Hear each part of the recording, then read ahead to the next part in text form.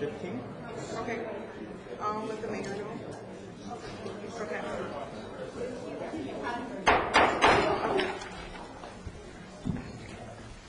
Good evening, everybody.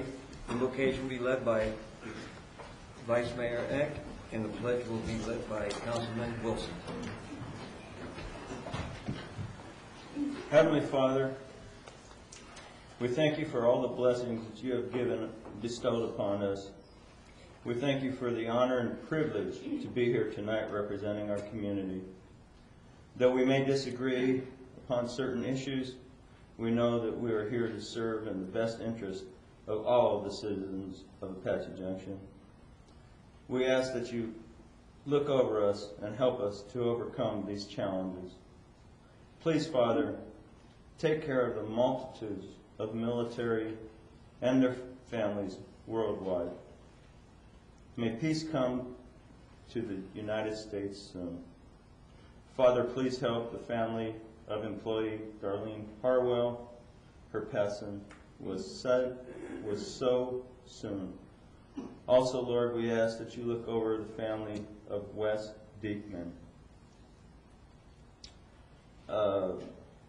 Also, all our prayers are with Health and Human Services Commissioner, Chairman Rob Evans. He needs a heart transplant and is in St. Joseph's Hospital waiting to be transferred to UCLA. Rob is also Executive Director for Superstition Mountain Mental Health. His wife, Gail Evans, is on our Planning and Zoning Commission. Please, Father, look over them. Let us stand strong tonight as we say the Pledge of Allegiance. One nation under God isn't just words, it's our belief. Please watch over and bless us all. In Jesus' name, Lord, amen. Pledge allegiance to the flag of the United States of America and to the republic for which it stands, one nation under God, indivisible, with liberty and justice for all. Roll call. Mayor Insulauco. Here. Vice Mayor Eck. Here. Councilmember Barker. Here. Councilmember Dietz. Here. Councilmember Surtee. Here. Councilmember Sievers. Here. Councilmember Wilson. Here. All members present. You have a quorum, Your Honor.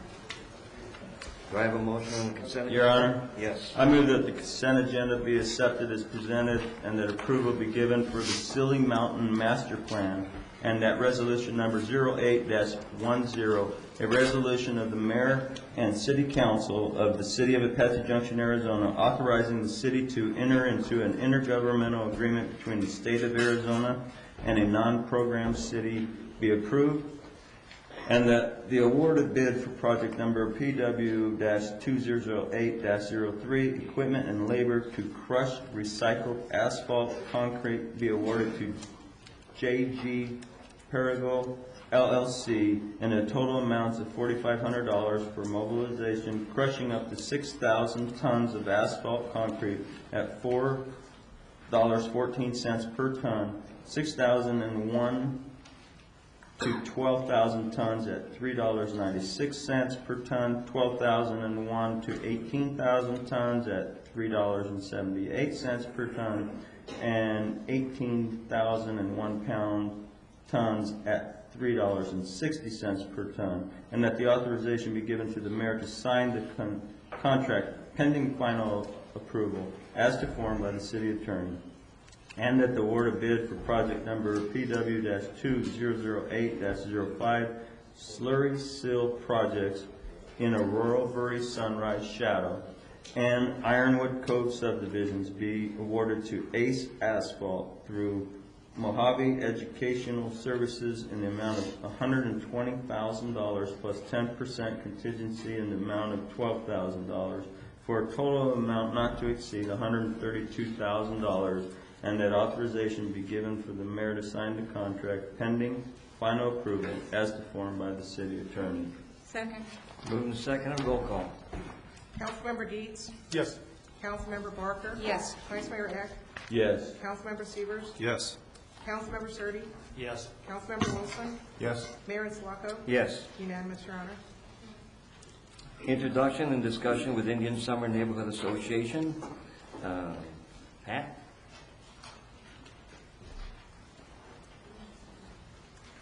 Good evening, Mr. Mayor and members of the council. As a part of the Mayor and Council work plan for 2008, one area of investigation includes internal and external partnerships. In line with our internal partners, neighborhoods that we deal with every year are certainly our internal partners for the city. We have invited Sorrel Canyon Village earlier to come and meet with the Mayor and Council. 2 weeks ago, we had the Citizen Leadership Institute graduates appear, and we do have a representative, at least one, and maybe some more will come from Indian Summer Neighborhood, which is on Delaware, you recall, just kind of kitty corner from Walmart and across from the dog track. Did we have a meeting, Pat? Pardon me? Did we have a recent meeting with Indian Summer? About a month and a half ago, I think, Mr. Vice Mayor. Yes, we have met with them I missed fairly that. recently. I missed that one, I apologize. That's okay. We do have a representative of that neighborhood now, Mr. Ammerheim. Steve Ammerheim is a resident. And 2 weeks ago, he graduated from the Leadership Institute. That's great. Come on up.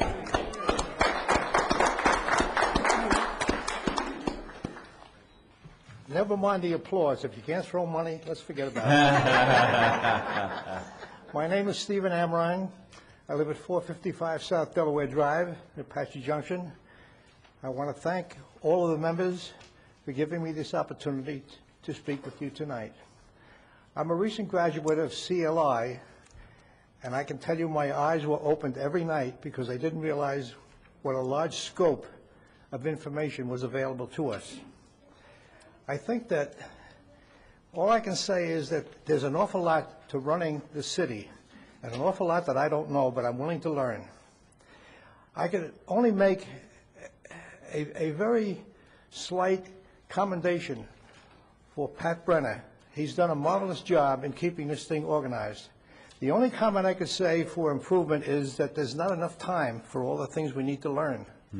And that probably instead of 8 sessions, it ought to be 10 or 12. Other than that, I'm very happy about what happened, and if I can be of any service, my time is your time. Thank you. Thank you.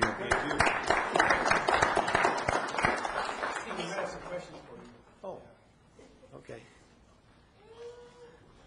You got something for me? I got something for you? I don't have any questions, no. You don't have any questions? No. Is there anybody else in your group that would like to speak, sir? I don't know if there's anyone here. The only thing I could mention, but it's off the subject now, I know you're a jazz musician. And, and I'm a jazz buff from way back, going back maybe 40 years.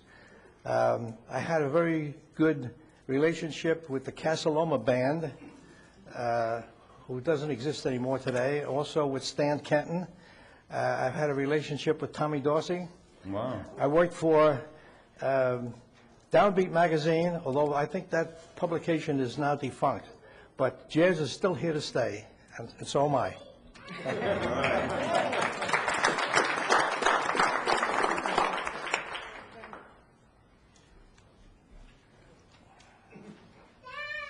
Presentation of a check by the Arizona Early Day Gas Engine and Tractor Association. Jeff?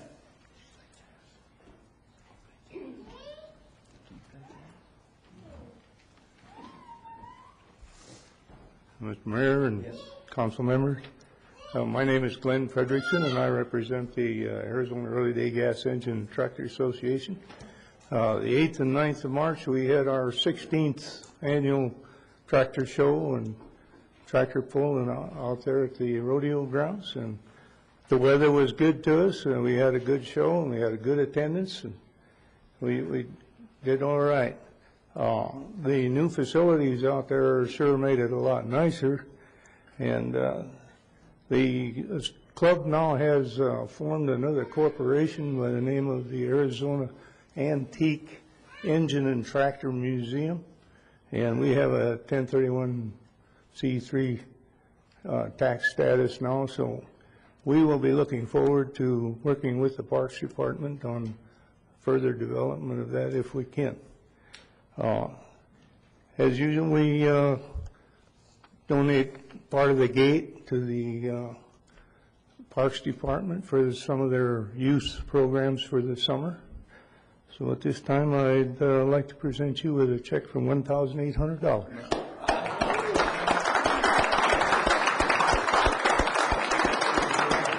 Thank you. Thank you. Presentation of fundraising check by Canine Companions and Dog Group. Mr. Mayor, Yes. your first request to speak form is for this group. Yes, so they don't need to speak a call to the public. Oh, okay. We're waiting for the dog. Waiting for the This dog. is for the dog. I want to see you present that check, Marty. for the dog. Okay. Well, so you know, Jill Jones, the reporter for the Apache Junction Gold Canyon News, she's the one who called me and told me that my name is Marta St. James, and I'm the president of the Dog Owners Group. She called me that there was a new dog in town for the police department, and because our group raised all the money for the Pinal County Sheriff Dog's Canine Vest, she said that this dog should be protected. So I called Billy. There you are.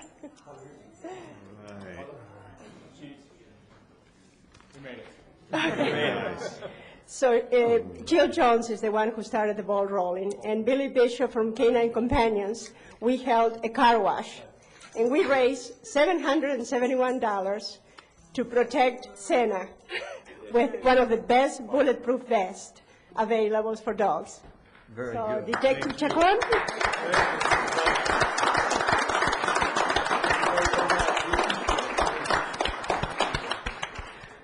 So you have to understand that protecting the dog will protect the deputy also, or the official.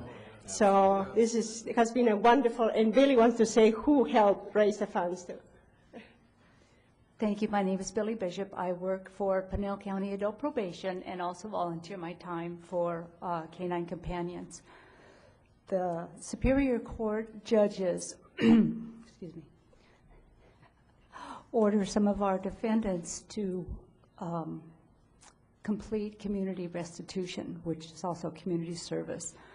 All of the money was raised by the defendants that were ordered to do community service hours. So they did contribute back to the community. Thank you. That's great. Thank And you. we'll take a picture when the vests arrive, Very because they're good. fitted for each dog, and we'll send it to all of you. Great. Okay? Thank you.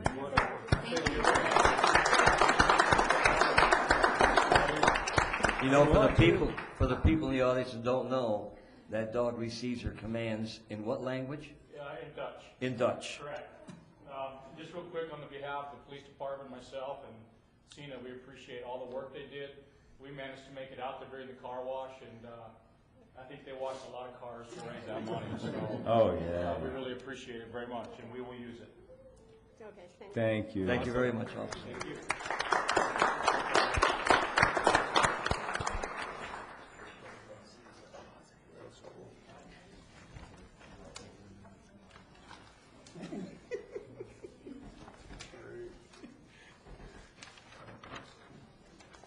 This is a time set aside for each of our council meetings for the public to address the council. If you wish to speak, you may fill out a form and hand it to the city clerk. Upon call to the public, please come forward to the microphone podium, state your name and address for the record. If there is a group speaking on the same subject, please choose a spokesperson. The council welcomes all your comments and suggestions. Arizona open meeting law allows individuals to address the council on any issue within the jurisdiction of the council. Council may not answer your questions or discuss your comments at this time. However, at conclusion of call to the public, council may do any of the following: respond to criticism made by the individual who addresses the council, ask staff to review the matter, ask staff to place the matter on a future agenda. Council shall not discuss or take legal action on matters raised at call to the public unless the matters have been properly noticed for discussion and legal action. Due to the time restraints of the meeting, there is a 3-minute time limit per speaker, and we have quite a few, so I will keep it at 3 minutes. The first one is John Kentowski.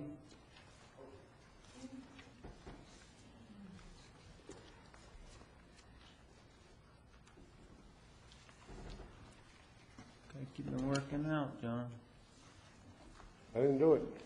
So you look Good evening, Mayor, Council, staff. My name is John Kantowski, 835 West Windsong Street, Apache Junction, Arizona.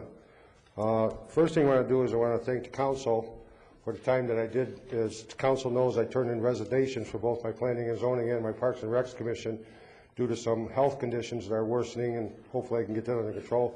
But I did want to thank the council for the time that I did serve on those boards, and hopefully I can get these issues underneath controls with this diabetes and my sugar, and we can, be a help in the future again. I'm not dying, it's just I got to take a couple steps back. So one thing that I did want to bring up at the meeting tonight, it's one thing that I did have unfinished, and it has to do with a sign issue.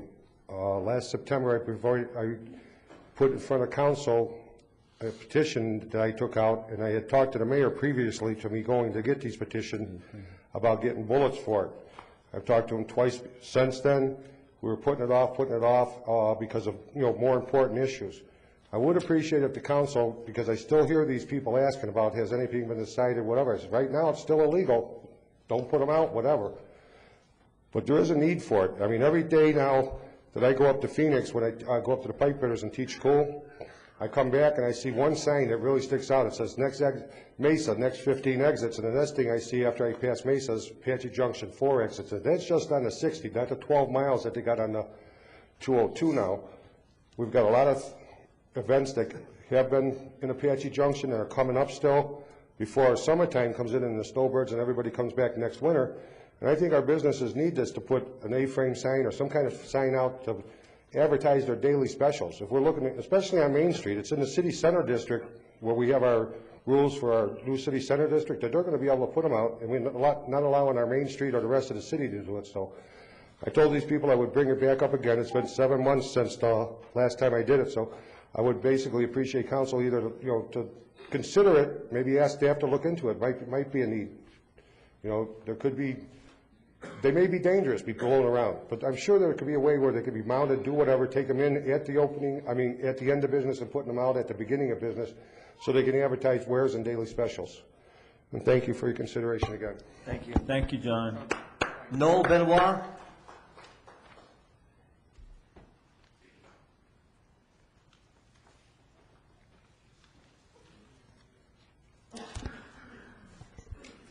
Noel Benoit, 900 North San Marcos, Lot 35, Apache Junction, Arizona. And when Senator McCain kicked off his official presidential bid at Prescott, I was there.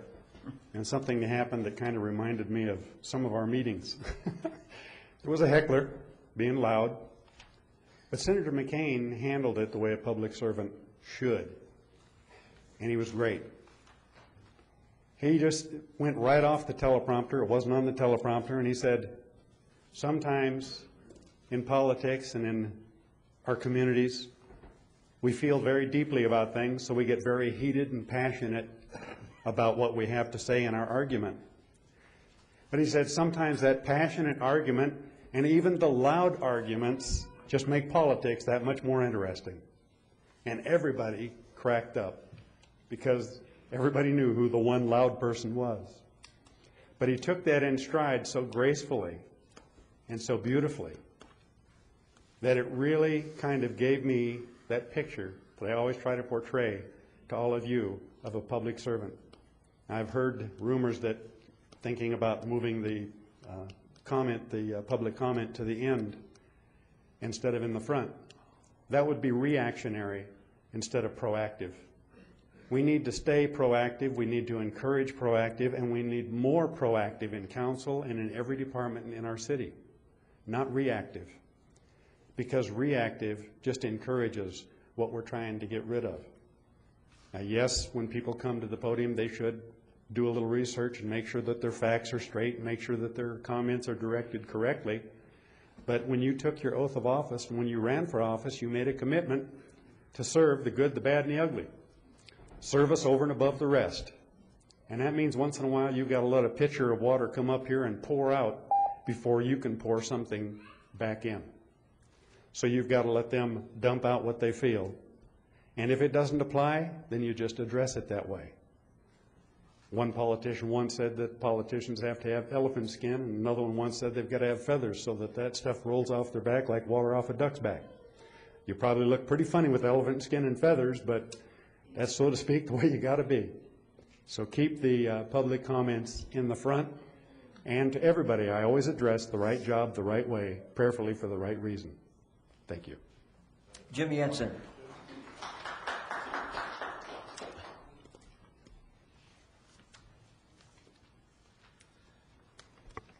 Mr. Mayor, council members, and members of the staff, my name is Jimmy Yitzson. I reside at 1309 West 15th Avenue in the city of Apache Junction.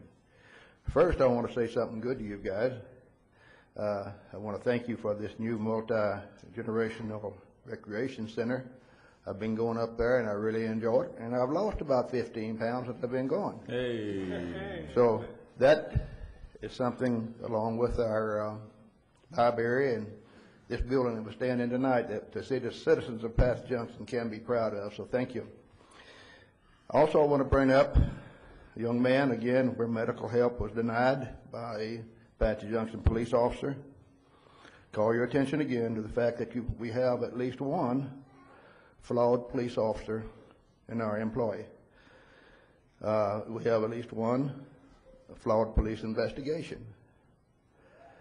And we have a very questionable group of charges that were filed about 6 weeks ago. There are at least 2 investigations going on right now concerning this officer, and a number of complaints either already filed or have been filed concerning this particular officer. Case investigation is very incomplete in this case.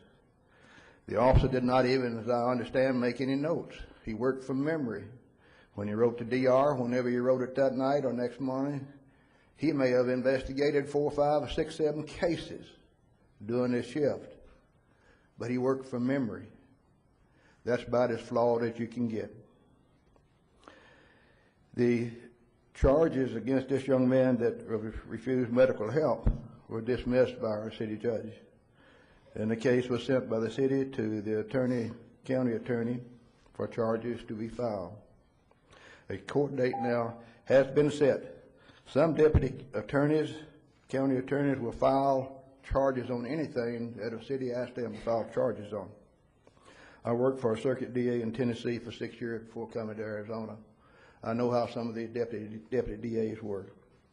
Mr. Mayor, council, this case is starting to me to look a whole lot like politics involved, and I really don't like that. If these investigations turn out like I think they will, the judges and attorneys involved in cases where this officer testified, and especially where he sent someone to prison, should be reviewed. One suggestion: it's just not right to carry an incomplete investigation before a judge. One suggestion, and a very strong recommendation to you guys, is this: that you, Mr. Mayor, and city council members, that you direct the city attorney and either follow the city judge's lead or at least hold this case in limbo until it is thoroughly investigated. Thank you. Thank you, Jimmy. Thank you. Steve White.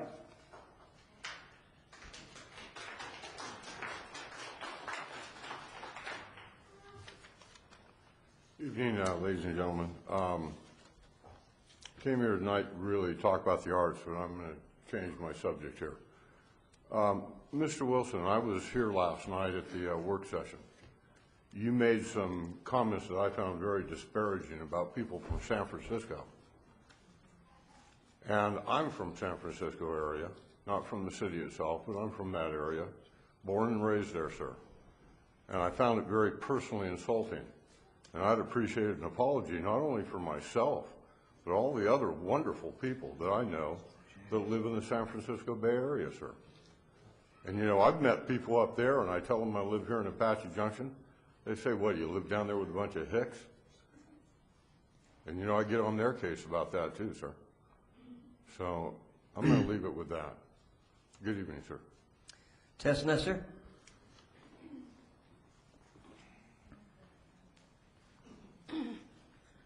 Tess Nesser, 1511 South Cactus Road, Apache Junction. Good evening, Mr. Mayor, City Council, staff, and public. I'm here for two things, and I don't know if I can talk fast enough, so bear with me. I just want to remind everybody that coming up on Saturday, April 26th, will be the Apache Junction American Cancer Society Relay for Life Walkathon, starting at 6 o'clock on Saturday evening and going till about 8 o'clock Sunday morning. I'm on the Apache Junction Victim Services team, and as has been my personal goal for the last about 10 years, it's been to raise $1 million. I'm still searching for that one person who will make $1 million donation to this cause. But until I find that person, I'm asking 1 million of my friends to each donate $1 so that we can wipe out this insidious disease that affects us all directly or indirectly. So I'll be here all evening if anyone wishes to make a donation. I will turn that money over to the Cancer Society on April 26th. The second thing I'm here for is in my official capacity as the president of the Apache Junction Library Board of Trustees.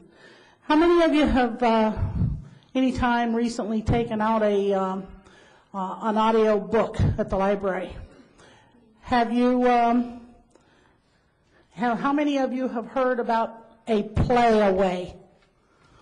You know what a play-away is? That's the new audio books on tape.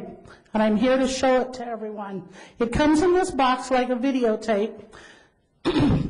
What you get inside is this great big huge book. Oh, yeah. Nowadays, books on tape, you don't have to have your own player. All you have to have is earphones. You check this out at the library. Turn that back. No, you got time. Oh, what do you? Oh. I want you to hear this.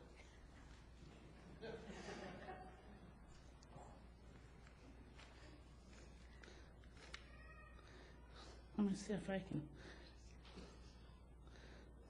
Joe? get this playing.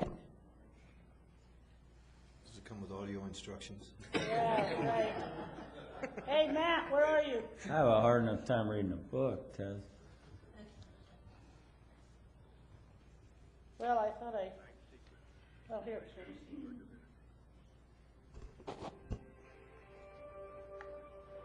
This is the author reading.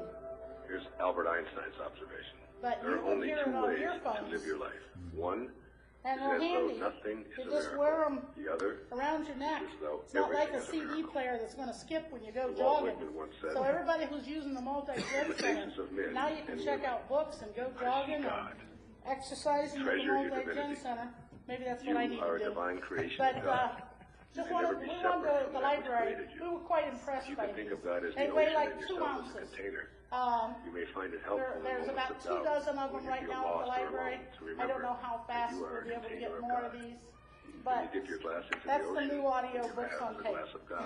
Thank you, Tess. Uh-huh. Shannon Flynn?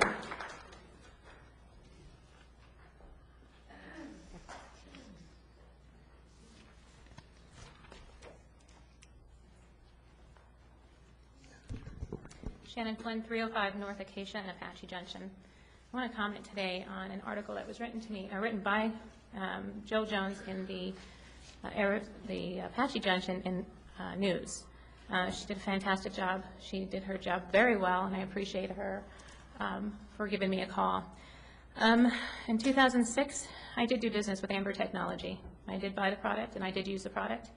After finding out that these states, their state of Utah and that business in Utah said that they don't have any, let me repeat. In the state of Utah, they have different distributions, and here in Arizona, they also as well. When I found out that there was an individual that was already selling for Amber Technology to the stores of Amber Technology, I decided not to venture out. I've kept my product, and there it is. That's what this is about. Let me go ahead and put this. I was on a website, 2 different websites, and I can tell you right now, if any of you, anyone watching tonight, can call Amber Technology and also Wolf Creek Ranch and ask how my business was set up. I did not have business hours. Unfortunately, I cut and paste business hours onto something that would have been, if the question was, what would you get if you brought up Shannon Flynn on Google? I cut and paste that information. It was business hours associated with the business above mine. I have been taken off from both websites. I thought that they were both taken off. I do apologize for this. What I'm concerned about, however, is the treatment that I've gotten to this point. Today wasn't so bad, but Friday was. I have and will, within my duty, to pay for this license. I will do so if I have to. I am going to test and I'm going to verify before I give $50 away of my money when I do not believe that I am a business.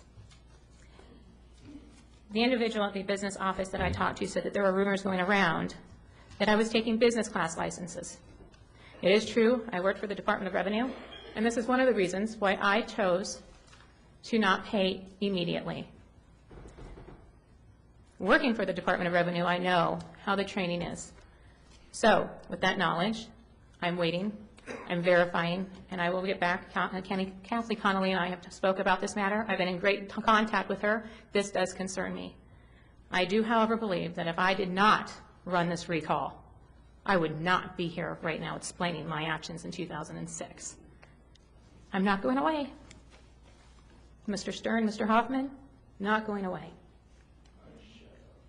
Excuse me. Did you say Sir, shut up? Please. Excuse me. As I was saying, I'm not going away. I believe in this fight. The recall still stands. Thank you. Krista Rizzi?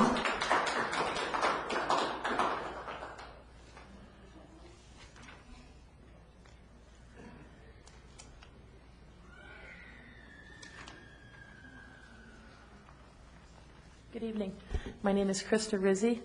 I live at 1755 South Sombrero Road in Apache Junction. A few weeks ago, I brought to your attention a concern that I had with citizens utilizing our track at the high school during school hours. Since then, it was suggested to me to bring this to the attention of the school board, which I've done, and to bring it to the attention of the school superintendent, which I have done. I'm not sure if they share any concern with citizens using this track during school hours. Again, I'm just bringing it to your attention. I was surprised. I'm not suggesting to, personally, I don't think people belong on our track during school hours. I think it creates a safety issue, but it's not my decision to make. If the school and the city decide to allow people to continue to use this track during school hours, my only suggestion is to get these people ID'd and fingerprinted so at least we know who they are. I'm not by any means suggesting that any of these people are harmful or have created any situations, but again, we're talking about our children. We don't know who these people are using the track. I don't think it would cost individuals or the city that much to get them ID'd and have some kind of idea of who these people are. The concern again, and I hate to keep mentioning this, but having 33 sex offenders within 5 miles of this school, it sets off red flags to me.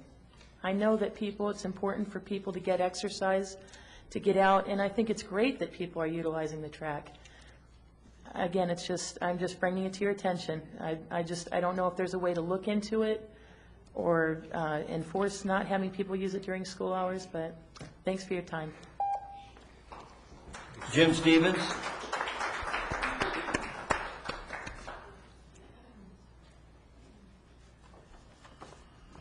Jim Stevens, 3700 South Ironwood Drive, Apache Junction.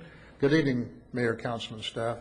Tonight I want to address an issue that involves business licenses. It's appropriate that Shannon was up ahead of me. First of all, I want to stress that I am in favor of business license requirements and the need to enforce this ordinance. However, here's a case that typifies our complaints with this council and one reason why we are attempting this recall. I doubt that a year ago any of you knew Shannon Flynn, but now she's pushing a recall effort. Someone finds the time to investigate her, find her name on a website, tells a council member, gives direction to the city manager to follow up, and without any investigation to determine whether or not she has a business, she gets a call from the city clerk's office and demands that she come in immediately and purchase a license. Shannon signed on in 2006 to get a product as a distributor and save money on the products that she intended to use on her animals. She really made no effort in that year to sell product and has not made any effort to do business in 2007 or 2008. She does not have a business. Did she have one in 2006? Probably not, but her efforts to clarify her legal obligations, if any, has landed on deaf ears. She's only told to come in and buy her license. If she buys one now, does that imply that she currently has a business? Would this create tax implications? If she were not Shannon Flynn, then her answers would probably be forthcoming instead of rude demands. It's also interesting that this made the local paper. If this was Joe Blow not having a license, do you think for 1 minute this would have been in the newspaper? She even stated in the newspaper interview that she toyed with the idea but decided not to go into business. How then does this place her in a position of having a business in Apache Junction and needing a license? We've been saying ever since we started this effort that we want a council that will spend their time setting policy for the city, bringing in new businesses, establishing the ordinances that are needed to clean up and improve the image of our city. Instead, you spend hours investigating people that you don't like or want to bring some type of vendetta upon. You even have one of your own that is apparently running a business from his home without a license, but no investigation against this individual has motivated a call from the city clerk's office. Interesting, isn't it? Justin Aguino.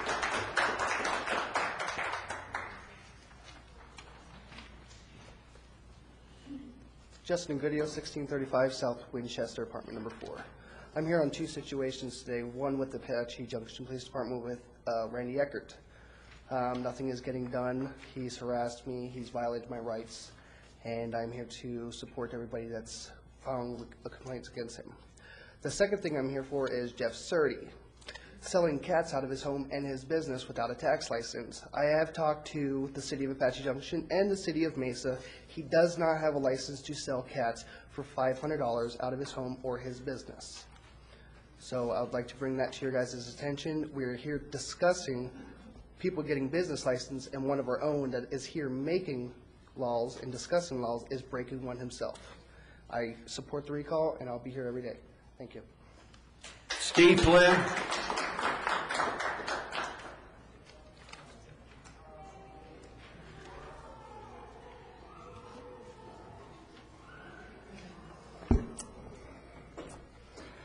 Steve Flynn, 305 North Acacia.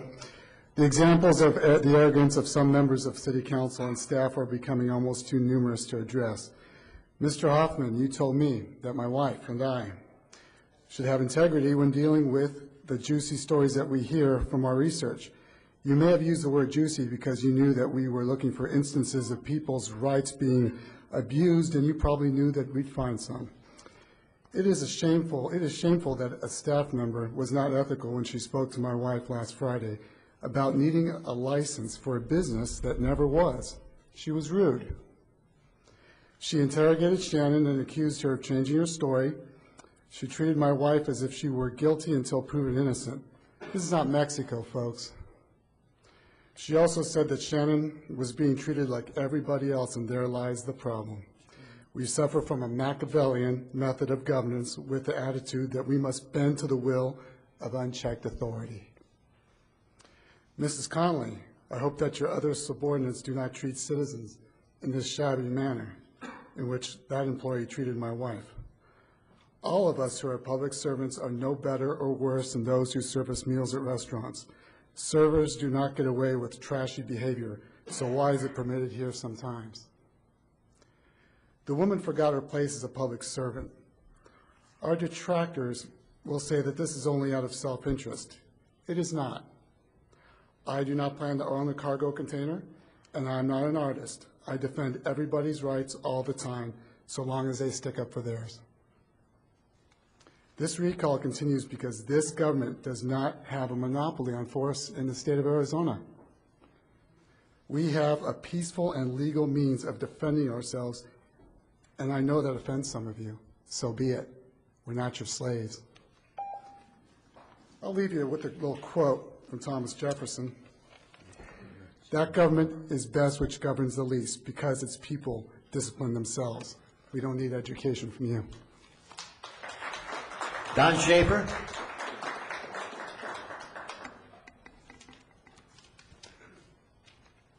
Mr. Mayor and Council, my name is Don Schaefer.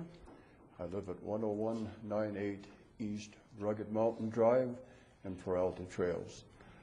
I'm here to thank you for approving the Silly Mountain Plan. I've attended all of the meetings that led up to this approval, and I think it's going to be a wonderful addition to the entire community. Thank you again. Thank you. Glenda Sturdy.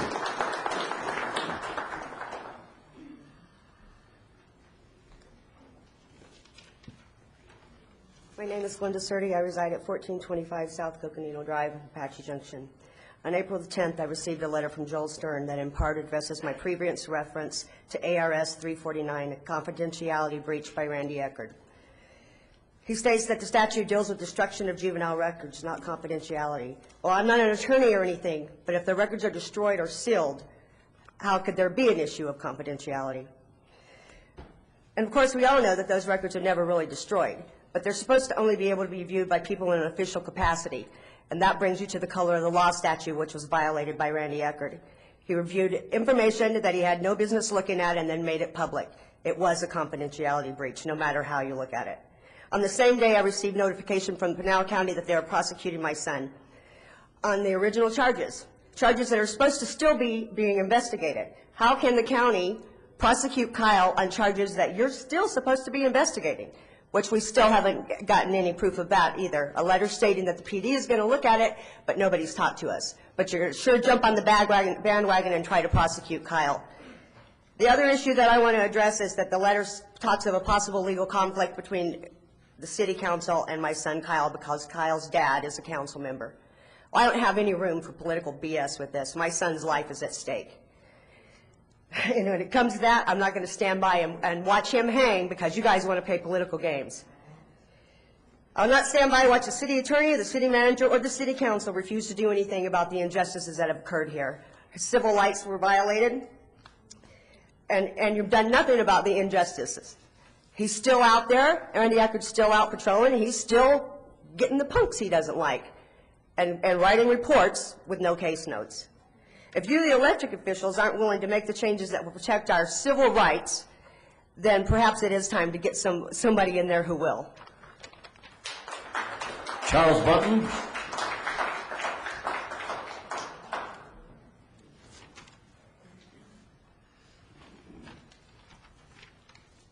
My name is Charles Button. I live at 1680 North Star Road, Apache Junction. Mr. Mayor and Council, we all holler, we all scream, we all stand on the First Amendment. The right for free speech is not absolute. The Supreme Court has ruled that the government sometimes may allow to limit speech. For example, the false statements about a person that may injure his or her reputation.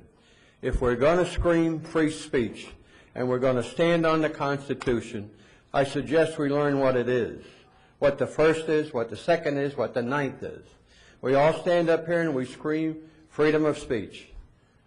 It's a very, very broad spectrum that it covers, and we all need to honor it. When we start accusing individuals by name, injurious to their reputation, then the people they are being accused are not at fault, just the ignorance of individuals that are calling people by name. Thank you. Thank you. Mike Lewis.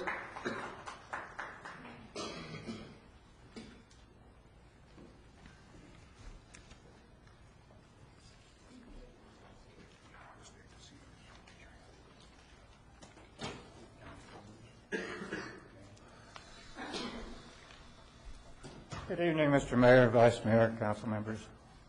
My name is Mike Lewis. I reside at 4681 North San Marcos Drive, Apache Junction. And I normally here to speak about the artist, and I am tonight also, but I also found the article about Shannon very disturbing. I don't agree with Shannon about the recall, but I do agree with her right to do so. And what really disturbed me is not whether she's in business or not, but how did the city clerk's office come by this information? It's not like she's sitting out there in their face like the artists are. Somebody had to do research to find out she was in business. So somebody in our government have nothing better to do than target people that's causing problems at the council meetings. And the second thing I'd like to get into is about the artist. And I would first like to read parts of Title 18, United States Constitution, Section 242, Deprivation of Rights under color of law.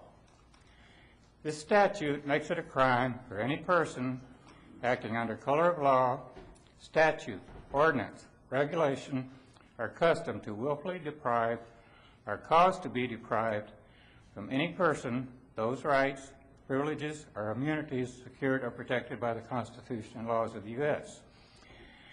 Acts under color of any law include acts not only done by federal, state, and local officials within the bounds or limits of their local authority, but also acts done without and beyond the bounds of their lawful authority, provided that, in order for unlawful acts of any official to be done under color of any law, the unlawful acts must be done while such official is purporting or pretending to act in performance of his/her official duties.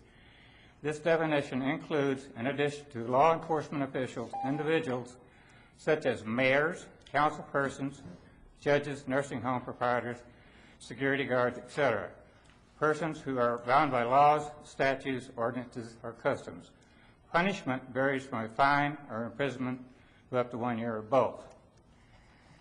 Statutes, ordinances, regulations are exactly what you guys have been telling the artists that they couldn't get out and display and sell their works of art.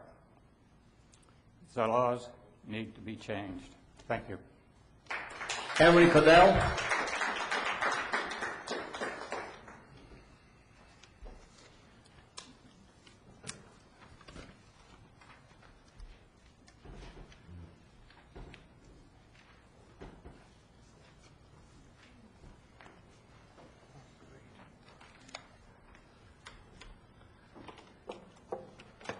Mayor and council members, my name is Emery Caudell. I reside at 39216 North Kelly Circle, Queen Creek, and my artistic civil rights do not stop at your border.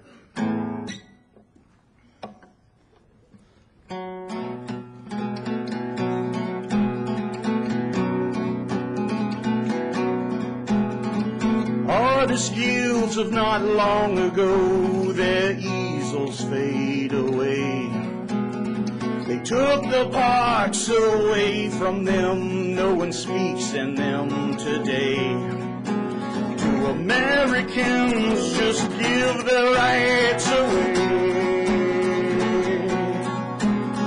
The Nazis took away the parks as the artists were drugged away. The Taliban don't fly no kites, no one spoke of a different way. Do Americans just give their rights away?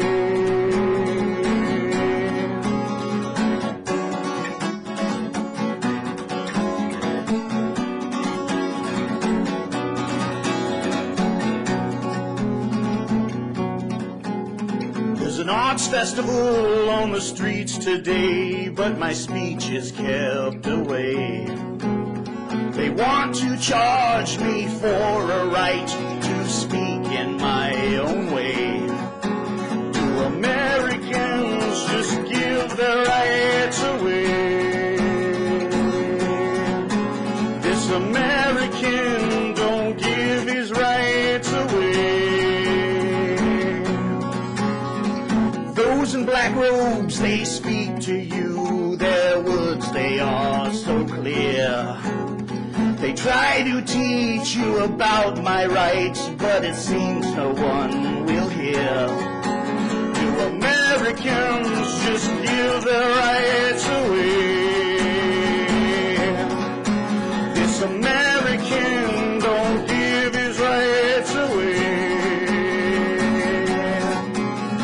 To hell with City Hall is what I say.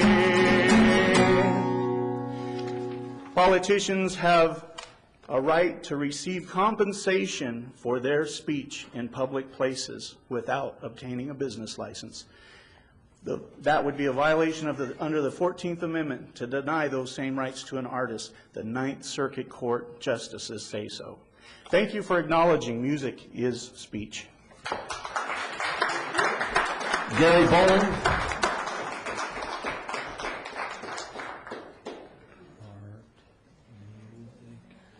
Mr. Mayor, councilmen, citizens, my name is Gary Bowen. I'm the commander of Apache Bravo Young Marines, live at 3700 South Tomahawk Road. And I just wanted to bring an organization that, to your attention. I would ask that you pass this on to our law enforcement officers, our juvenile judges. You have an organization in this town that I don't think many people know about. Our national mission statement is strengthening the lives of American youth.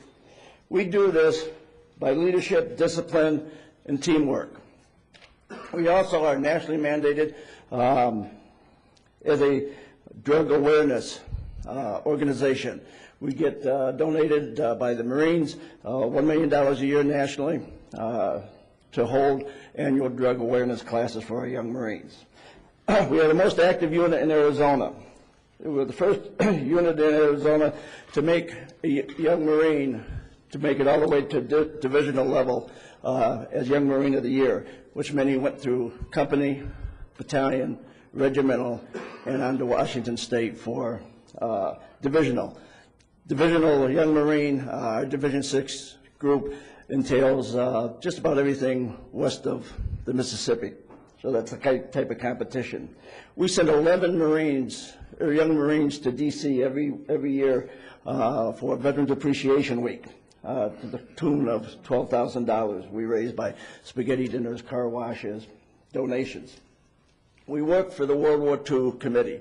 The World War II National Committee considers us their own. We do a lot of drill performances around D.C. for them. We opened the World War II National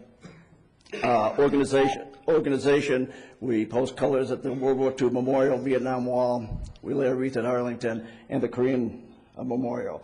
These people have met such people as the last 5 living Doolittle Raiders. Mr. Buckley, the oldest living World War I vet at Pershing Grave Site last year.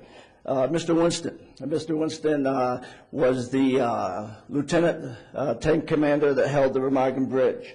They've met Winston Churchill's granddaughter. They met General McGaffey, the general that said nuts to the Germans' surrender command at Bastogne. They meet and talk to people who fought at Normandy, Bastogne, and Iwo Jima. They are the #1 drill team in the country for the Young Marines. We're an organization that we would like to offer our services to the community. And just one quick thing, I know we're running out of time, but please, this group 2 years ago adopted a Army sergeant, lost both of his legs in Iraq, loss of his arm, loss of his hearing. He was a sergeant. He was not going to get promoted. He was going through his rehabilitation. He was up for promotion, but because of the injury, he was not going to get a staff sergeant.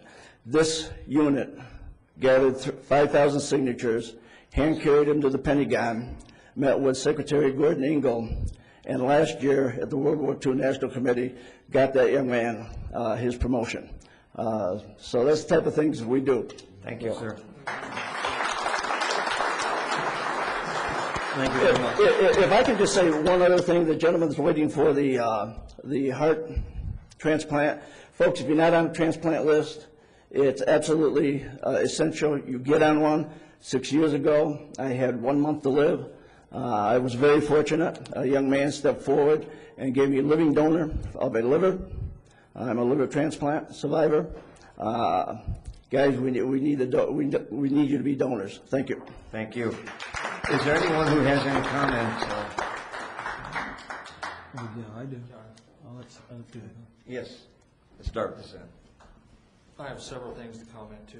One, Mr. White, I have to take the heat for Mr. Wilson. That was me last night. And it was probably ill-advised to mention a city by name. You sometimes have to think on the run up here, and I shouldn't have named any city.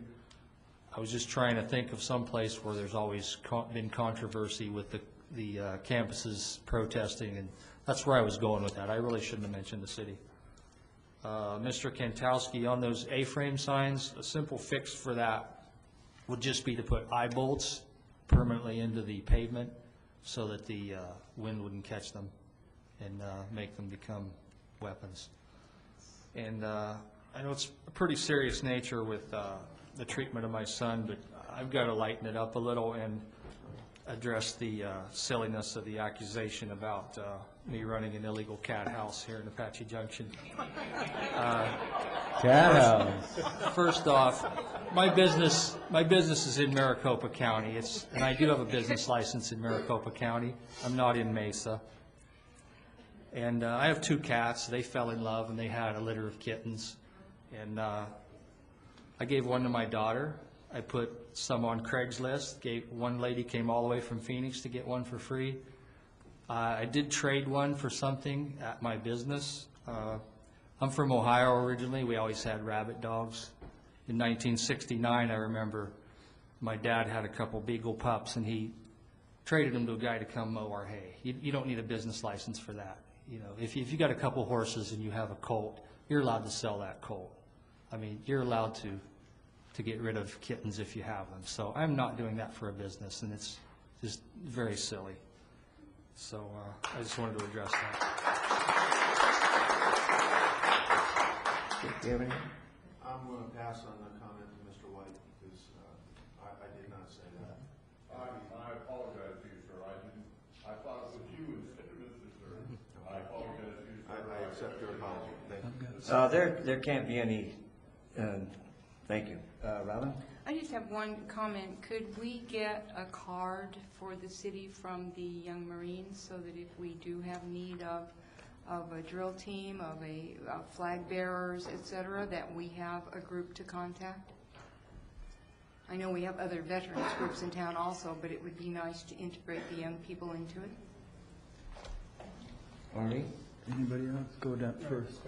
Joe? Yes, Your Honor. To John Kantowski, the A-frame sign issue is very important to me. I have brought up the freeway signage issue quite a few times. The A-frame signage issue is very important. I think we're at a point in time where anything that we as a governing body can do to help our businesses, to help the people succeed, we need to do it. If it means putting out an A-frame sign to help 10 people come in for lunch today, then we need to do it. Some of these ordinances that we've got, I've said several times, they need to be changed, they need to be updated, they need to be fixed. Not partially, not a Band-Aid. We need to fix the problem, and this is one of them. Krista Rizzi, the school track being used during school hours, 33 sex offenders within 5 miles, that scares me.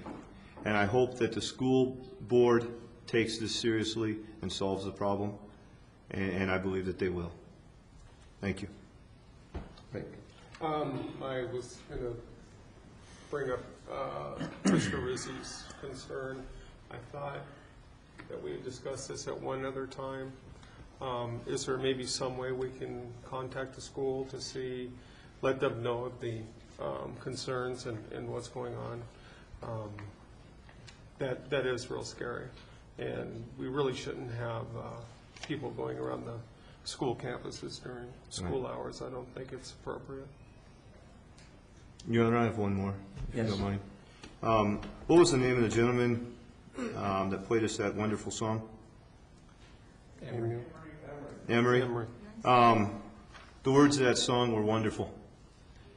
We cannot be giving away our rights as citizens, and I thank you for fighting for them. Harry? Yeah, I got quite a few here. I will, excuse me, say that it was Mr. Surtee that made the comment of San Francisco, and shortly after the meeting, he assured me that that wasn't taken out of context, that his concerns were that there are so many political actions going on in San Francisco. One thing he mentioned to me is there's not a recruitment office in San Francisco. I was unaware of that. He says, no recruitments in San Francisco. So he wanted to make sure that he didn't step out of lines. He was concerned about that. The rumors on the call to the public must be rumors amongst one or two council members. I have not heard any rumors of changing the call to the public. We worked very, very at length at changing it from the 5 minutes to the 3 minutes. When we went televised, our call to the public went up tremendously. 2 weeks ago, we had 23 call to the public. So if we add another couple minutes to that, we're looking at 46 more minutes. So we're looking at a 2-hour call to the public. Might as well set a separate meeting night because I wouldn't want to go on with city business after that. With Shannon Flynn, the concern there, Jim Stevens said it assumes that a council member was informed staff. I don't believe that. Council member did not inform staff of the current situation. Anytime you put yourself in the public eye and run for a public office, you automatically put a target on yourself, especially if you have any opposition to what the current is going on. The target seems to be bigger. But I did find the fact that Mr. Stevens said it's amazing that we would sit and waste all this time with our staff as far as doing the license when your group, Mr. Stevens and Shannon, have wasted thousands of hours of staff time on public records requests that so far I have seen nothing produced out of these public records requests that mean a damn thing.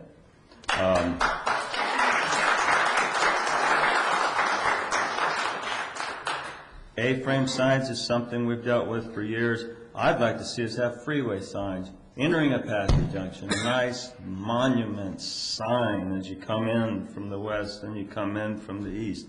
Yep. And we've talked about that, and we need to go forward with that. I still don't know, Joel.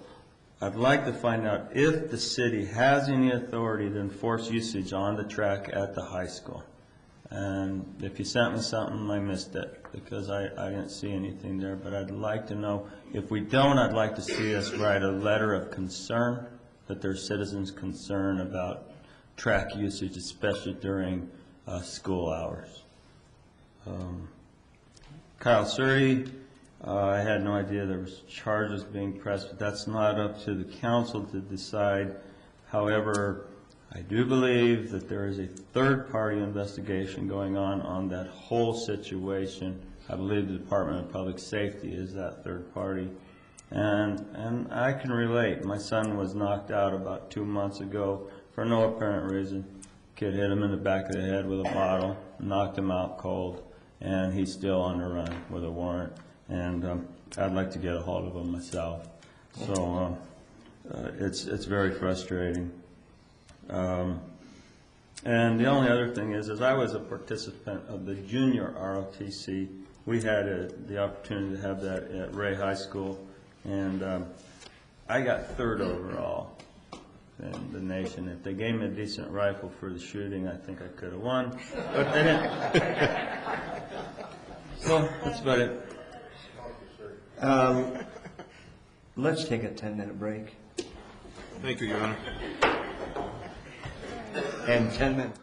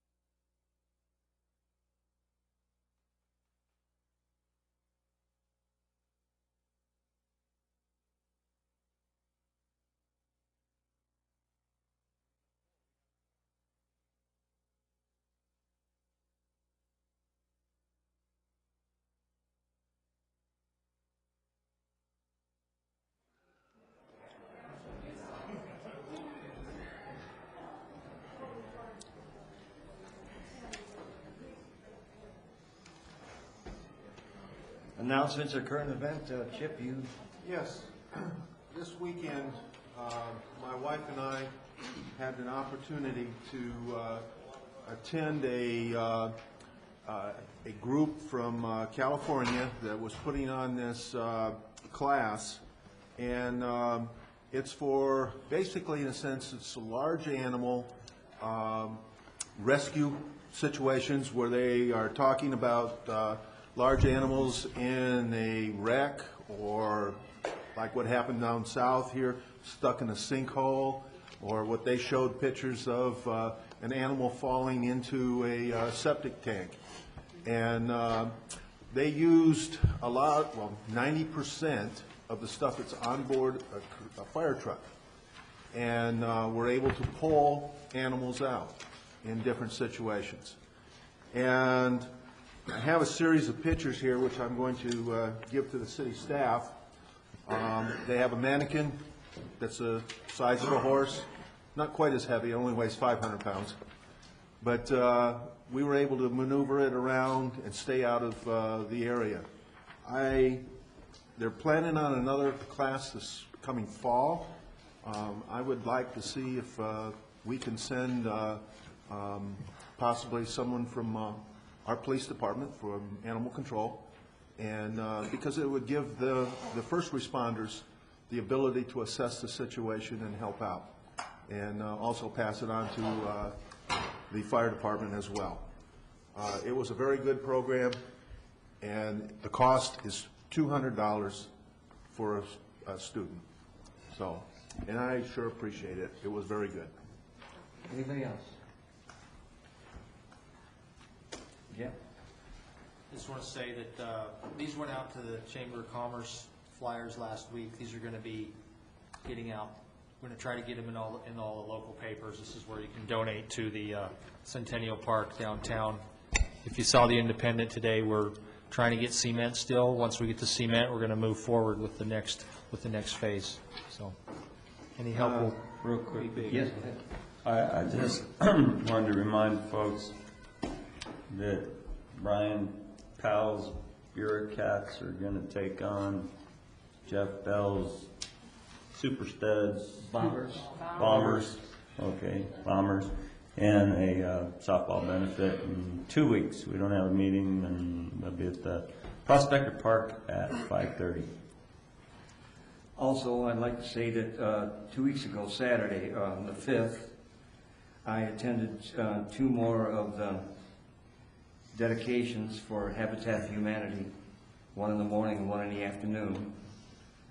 There's only 2 empty spots left, and they'll be all done.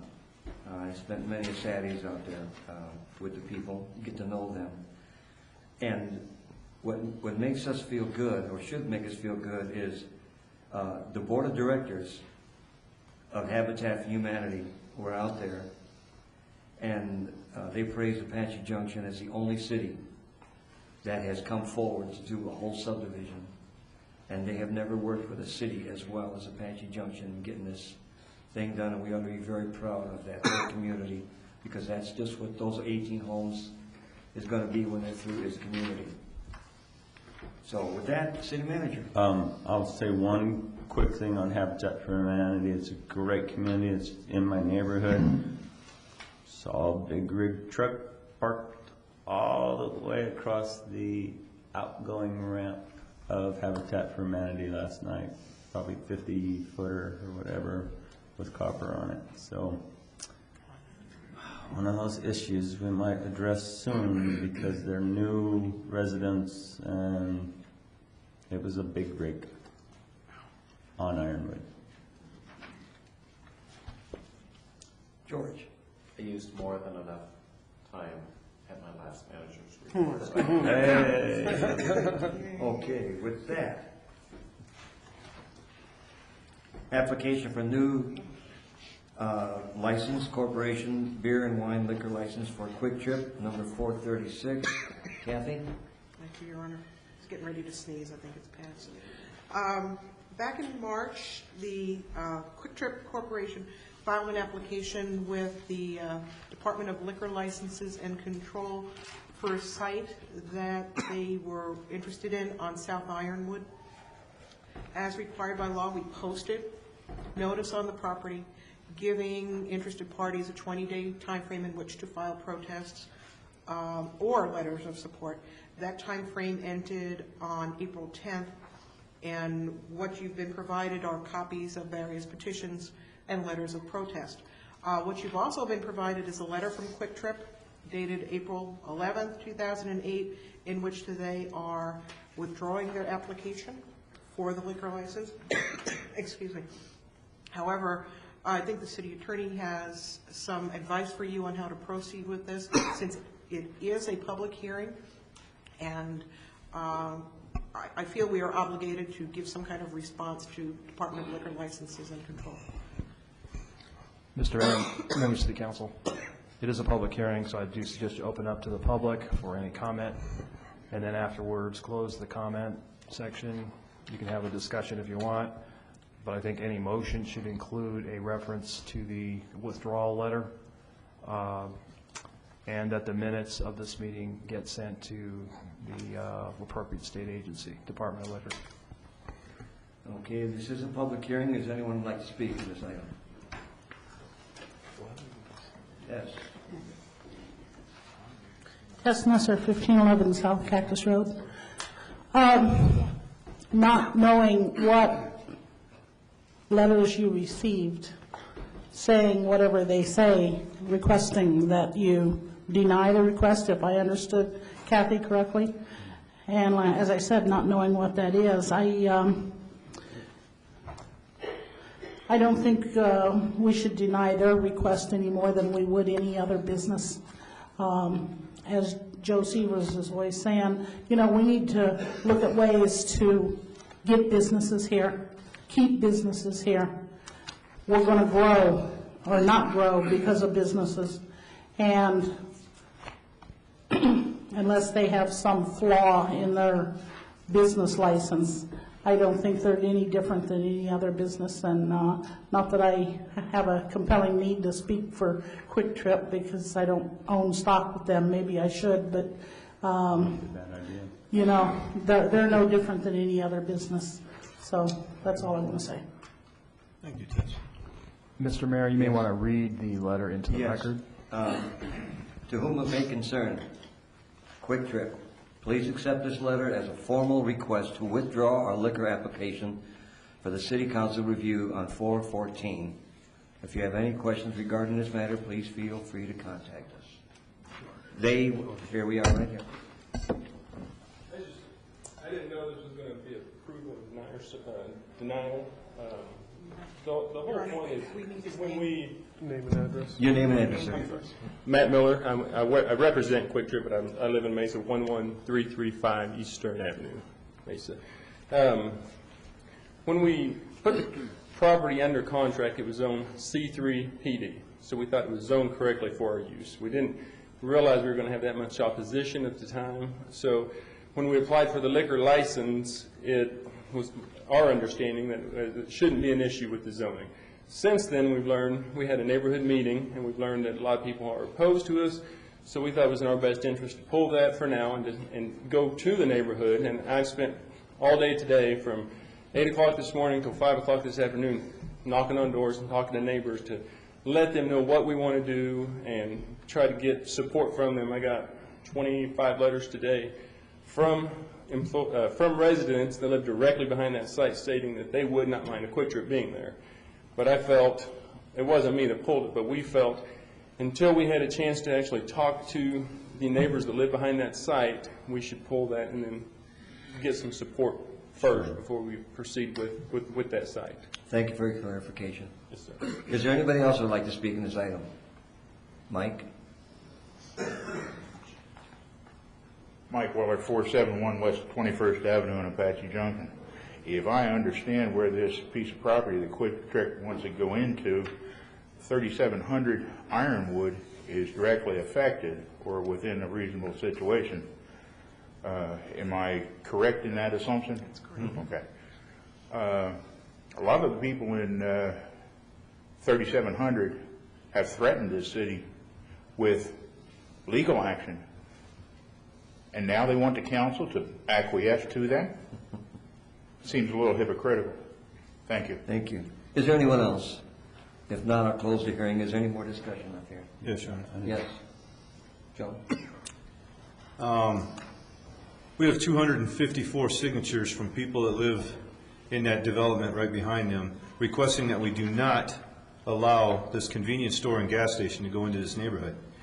And I find that very discouraging. Like Tessnesser said, you know, I'm always fighting for businesses and whatever we can do to bring businesses and tax dollars into this community.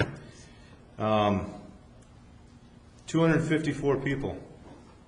Are those people going to be happy when we don't have the money to fix the roads or the police protection when they call? 254 people that need to really stop and think about what does a business mean to our community. There's also free enterprise. These people have the right to open a business there. And I think that people really need to stop and think before they go and try to stop something from coming here that we desperately need. The liquor license held up. I think it's very good that you guys are doing that. Go out and try to get some support for it. But even if you don't get the support, it's a great station, and I hope that you're there. Is there anybody else? Your Honor. Yes. One of my concerns is do the folks know what that property is zoned for? There was supposed to be a motel there with a shopping center, never panned out. And Niall, do we have any idea how many vehicles go and come on Ironwood Road daily? Just a rough estimate. Rough estimate is around 25,000, 35,000. 25,000 vehicles. Per day. And of those, there's probably about 5 of them that live in the city. So if we're going to stop and get any type of retail out of these people, it's a service station probably, because the Shell's there. I don't believe it would put the Shell out of business as long as the price is competitive, because both stations are going to be packed. It's the nearest station within, unless they want to get off the freeway sooner, which people don't, they want convenience. And from there to Ocotillo, which is about 10 miles south, there's no other type of services to get gasoline or diesel fuel. So I do think it's one way. Kathy, how are we taxed on fuel? How's the city tax go? The city does not. It's just her? We're not allowed to tax fuel. But we benefit from the convenience store portion of it. Yeah, but the main dollars is in fuel. This is true, but Quick Trip usually generates twice the amount of regular convenience stores and tax dollars for us. Yes. Jeff? That remains to be seen for Apache. Yeah, I was going to say, It's we brand don't know new. that. I thought we got maybe our 2.2%. No, we don't. Jeff? I wanted to add, I think that it would also, since Quick Trip's open 24 hours, it would service all the people that the other station's not. Of those 25,000 cars, a lot of them are probably going to night shift, so there would be convenience for those people also, which we wouldn't be getting that revenue otherwise. And That's right. Anybody else? If not, I like what the developer's doing, try to get some buy-in from the local community. That's a tremendous effort, and the more effort you put there, certainly makes it easier on us. But please don't give up on our community. We need you. Robin? I have a question for the city attorney. What is the process at this point? Quick Trip has withdrawn their application at this point in time in order to speak with the public and get some buy-in. What is our option? Do we simply bypass this? Do we put it to a time definite? What do we do with it at this point? Is it a withdrawal or is it a consideration? The option would be do nothing, number one. Number two would be, and I recommend this one, that you make a motion, motion acknowledging the letter, receipt of the letter and the withdrawal, and that a copy of the minutes of this meeting go to the Arizona Department of Liquor Joel, why would a copy of the minutes go to the State Liquor Board saying that this applicant has withdrawn his application for now? Because you should have acknowledged that it was withdrawn. And if for some reason the department does not get that notification, they're going to wonder, well, what did Apache Junction do with it? Because they have to get some kind of notification. It's been filed with the state. Okay. Got it, Robin? Yes, I think Okay. so. Okay. Okay. Mrs. Barker? Okay, I move that the application for new license, corporation beer, wine, and liquor license for Quick Trip number 436 be held, tabled, It needs to be withdrawn per their request. withdrawn per their letter with a copy of the minutes of this meeting going to the Arizona Liquor Board. Perfect. Good enough? Do I have a second? Second. Roll call. Councilmember Barker? Yes. Councilmember Deeds? Yes. Councilmember Severs? Yes. Vice Mayor Eck? Yes. Councilmember Wilson? Yes. Councilmember Surtee? Yes. Mayor Insulaco? Yes. Unanimous, Your Honor. Proposed resolution number 08-08, generally approving regionally significant routes for safety and mobility, rejecting the access management guidelines, and retaining general and planning authority for access management on city streets. Evening, Mayor. Yes, sir. Council members, Yao Fong, City Engineer. Real quickly, several months ago, Andy Smith, the Pinal County Transportation Planner, he did several presentations to council in regards to their plan on regionally significant roadways. Staff has taken a look at the plans. We looked at it, and we felt like we needed to approve it and endorse the plan. So this proposed resolution is approving that plan. Did you have any additional questions? Any questions for Gal? If not, thank you. Thank you. This is a public hearing. Anyone like to speak on this problem? If not, I'll close the public hearing. Any discussion? Your Honor? Yes.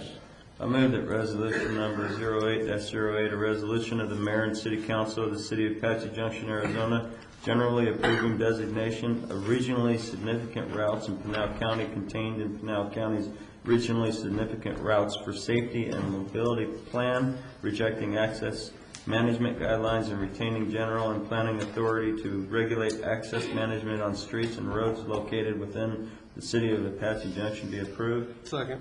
Moving to second, roll call. Vice Mayor Eck? Yes. Councilmember Wilson? Yes. Councilmember Surtee? Yes. Councilmember Barker? Yes. Councilmember Severs? Yes. Councilmember Deeds? Yes. Mayor Insulaco? Yes. Unanimous, Your Honor. Proposed resolution number 07-46, declaring a public record that certain document filed with the city clerk entitled Amendment to Apache Junction City Code, Volume 1, Chapter 6, Animals. Mr. Mayor? Yes. If you could also read the titles to number 14 and number 15, we could do this in one public hearing. Okay. Proposed ordinance number 1310, amending Volume 1 of the Apache Junction City Code by repealing Chapter 6, Animals in entirety, and adopting by reference a new Chapter 6, Animals. And then number 16, proposed ordinance number 1311, amending Volume 1 of the Apache Junction City Code, Chapter 4, Fees, by amending Article 4.3, Animal Control Fee Schedule. Now you got it. Thank you, Mr. Mayor, members of the council. Could I ask you, please, because I was asked by several citizens and the media tonight of the major changes to this ordinance, if we could just go over maybe the top 10 list or something. Well, there's more than 10. Well, if you could do it, I don't want you to spend a half hour on it. I just want you to spend a few minutes on it. Okay, how about if I go through the major changes, and Yes. then I will then go through the ones that we talked about last night? Okay. Okay.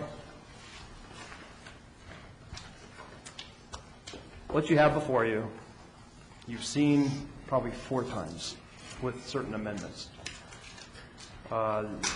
What it is, it's a change to the Chapter 6 City Code, Volume 1, Animals. You're getting a new table of contents. That's the easy part. You're getting some definitional changes. First definition of significance is at large. That will mean in any street, alley, or other public place. And the new language would be, or on private property without being attended by the owner or secured by physical restraints such as a leash, chain, or rope, or is otherwise not confined in a secured enclosure.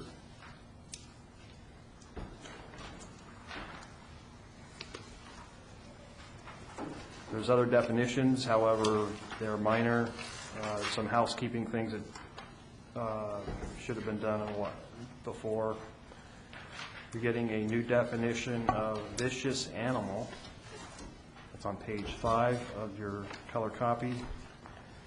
The new definition will be, vicious animal means any animal of the carnivore order that has a propensity to attack, to cause injury to, or otherwise endanger the safety of human beings or other domesticated or companion animal without provocation, or has been so declared after a hearing before a justice of the peace, city magistrate, or superior court judge.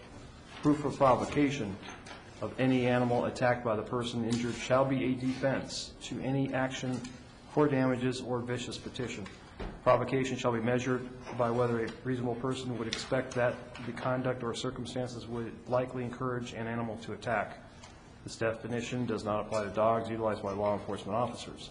This definition is directly taken out of state law under Title 11. Going to page 6, under noises. What we're doing here is we're mirroring the state law, ARS 13-2917. What we're doing, we're adding some language here that would make it very, very clear, and it would be perfect. Well, not perfect. It would be just like state law. So what we're changing here is currently it is unlawful and hereby declared a public nuisance for any person to harbor or keep any animals which habitually bark, howl, yelp, squeal, shriek, or make any other sounds which disturb the peace and quiet of the neighborhood, or in such a manner as to interfere with the, and here's the new language, comfortable enjoyment of life or property by an entire community or neighborhood, or by a considerable number of persons. So that is new language, which I emphasized. And once again, that's directly from ARS 13-2917.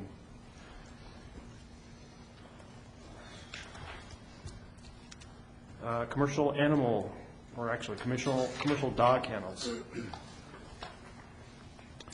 There's a lot of clerical things in this provision.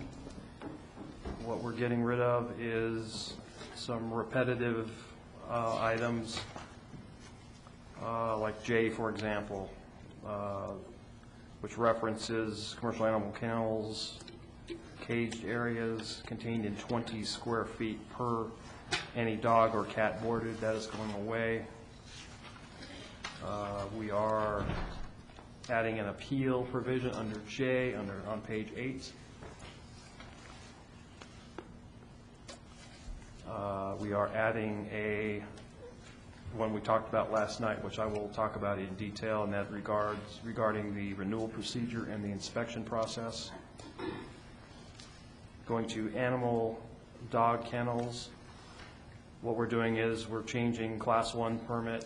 We're actually changing what you would need to get a permit, depending on how many dogs that you have. A Class 1 permit would be for a personal dog kennel. Shall be required for any person who owns, maintains, or harbors from 4 to 5 dogs over 3 months of age. The Class 2 permit would be for a personal dog kennel for anyone who owns, maintains, or harbors from 6 to 8 dogs over 3 months of age. And we're also talking about a boarding procedure, which we talked about at length last night, and I will get into that a little bit after we go through these major changes. Regarding the 20 square feet that we eliminated, that is being picked up under A, or 61-8A, sub 4, page 9. The provisions of the Code of Federal Regulations, Title 9, Volume 1, 9 CFR 3.6, relating to animal floor space shall be considered when granting the above noted permits. and there's some technical issues on the spacing. I think the animal control officer could probably answer any questions you have about that. But there are specific regulations regarding animal space. Okay.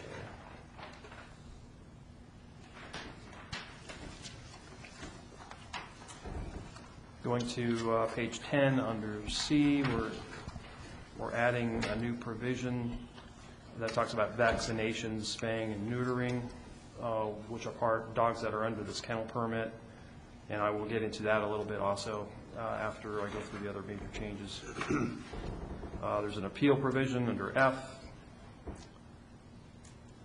There will be a surrender period. Any dogs over the allotted number allowed will either be surrendered to the Animal Control Division or to new homes found by the owner within a 36-hour period after the discovery of the excess number of dogs by enforcement officers. And once again, there's also a renewal period and an inspection period, which I'll get to in a little bit.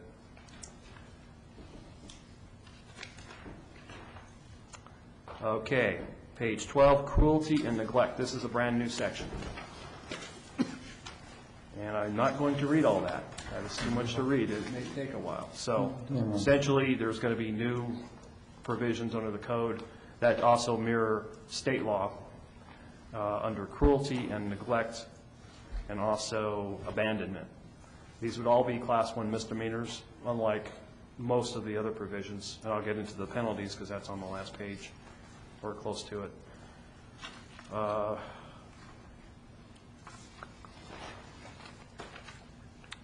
There's some other provisions for quarantine that are significant, and that's on page 15, 62-10. I won't go into those, but there is some new law that talks about the quarantine period, and we had to take, it used to be 14 days, now it's 10 days. So that needed to be changed.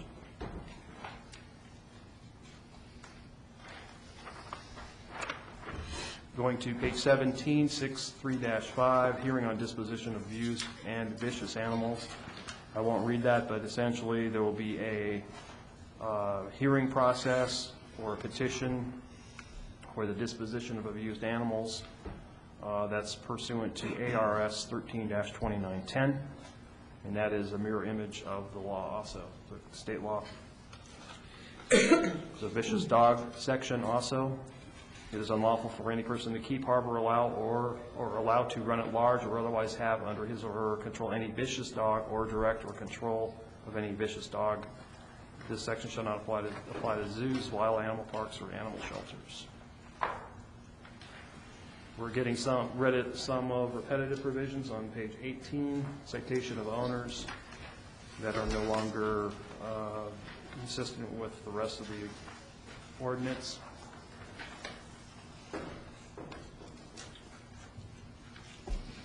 And other than that, maintenance of property, we're changing some of the law regarding the maintenance. And this gets into the nuisance issue. Once again, 13-2917.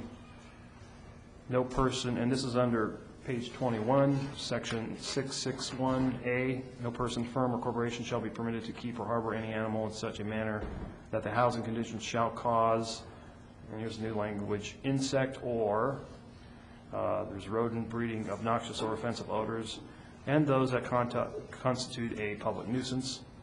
An odor constitutes a public nuisance if it interferes with the comfortable enjoyment of life or property by an entire community or neighborhood or by a considerable number of persons. That's similar to the dog barking or yelping or squealing, same type of nuisance proof that we need. Sanitary regulations, 662, same page. Manure shall be removed from any yard, corral, barn, enclosure, or any other structure used for the purpose of housing, keeping, or caring for any animal or livestock, as often as necessary to maintain a sanitary premise that will not cause a hazard to the health of an animal or livestock. There's also a water issue with the livestock, and I'll talk about that in a little bit too, from last night.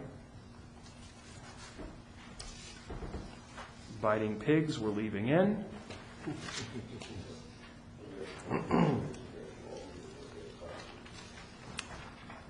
Violations, page 25.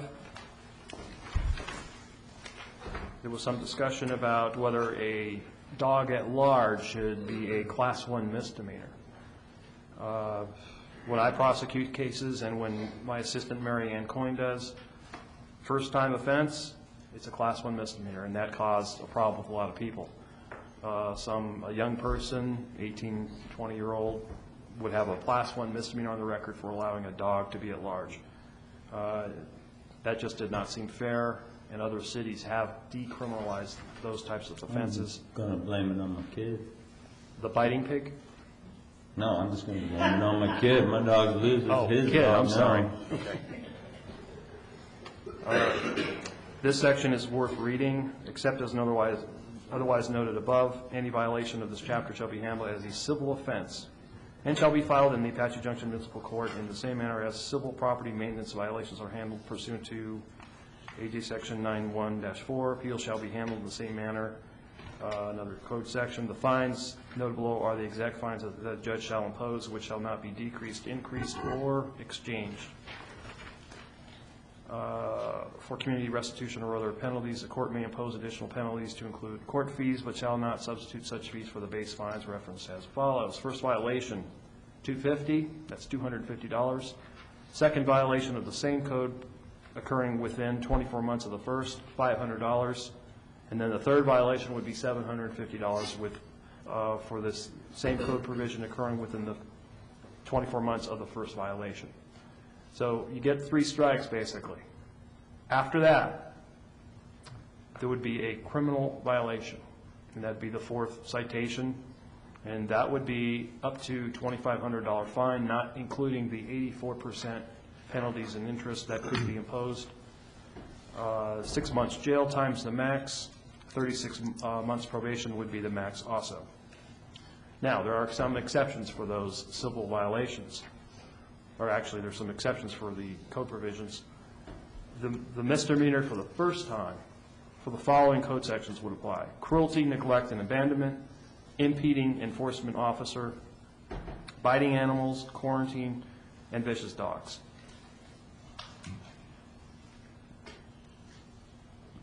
Going to the changes that you wanted to talk about, or that we talked about last night. After the council meeting, I met with Teresa Rogers, Sergeant of Animal Control, and also Mary Ann Coyne to go through some of the language. Going to page 9, you will see highlighted provisions in pink. The yellow is what we already had before the meeting.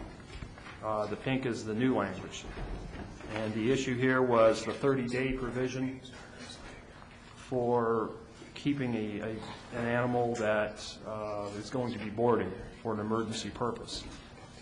The new language will read, extensions of the 30-day time limit may be permitted at the discretion of Animal Control Division, but in no event shall such extension exceed 6 months per animal. Also, you wanted to have an exception for a service animal. Any service animal maintained and trained in accordance with a recognized 501c organization is not to be counted toward the maximum allowed dogs under this section. I also want to advise that Kathy Conley had some input on some of this language also, due to her vast knowledge of dogs. Okay, under C on page 10, the issue here was spaying and neutering of a certain dog that you would have under one of your permits. So the new language would be at the discretion of the Animal Control Division and upon documented proof the spaying and neutering requirement shall not apply to AKC or CKC dogs. That's American Kennel Club or Canadian Kennel Club. Okay, going to the other language on page 17 for impoundment. Actually, this was just a clerical issue.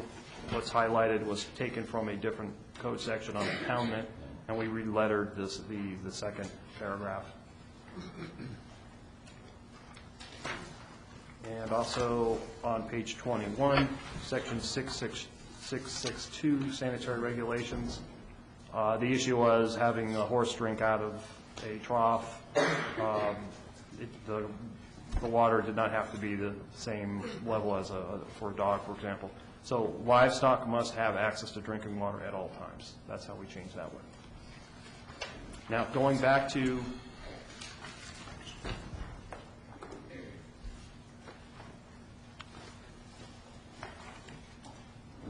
or 61-8 dog kennels, the inspection issue. Now, these are personal dog kennels. The discussion was, and I did have a discussion with Mr. Sievers today. We talked about whether, well, a lot of people are not going to like to have their property searched just to get a permit for 4 dogs. And in reality, what would happen is the animal control officer would show up. They would say, okay, you called for a permit. We're here to inspect. And if the person says, you can come on in, then they'd look at the conditions, and then they'd leave, and they'd give them the permit, and they'd pay their fees. Now, if they don't, if they say, ma'am, you cannot come in. I don't want you to come into my house and inspect my house. Nothing's wrong with my premises, but I just don't want you inside my house. Well, this is an administrative provision, and under the law, this would be an administrative permit. No warrant would be necessary to enter the house. However, what would happen in reality is the officer would not bust into the house saying, well, I have a right to be here.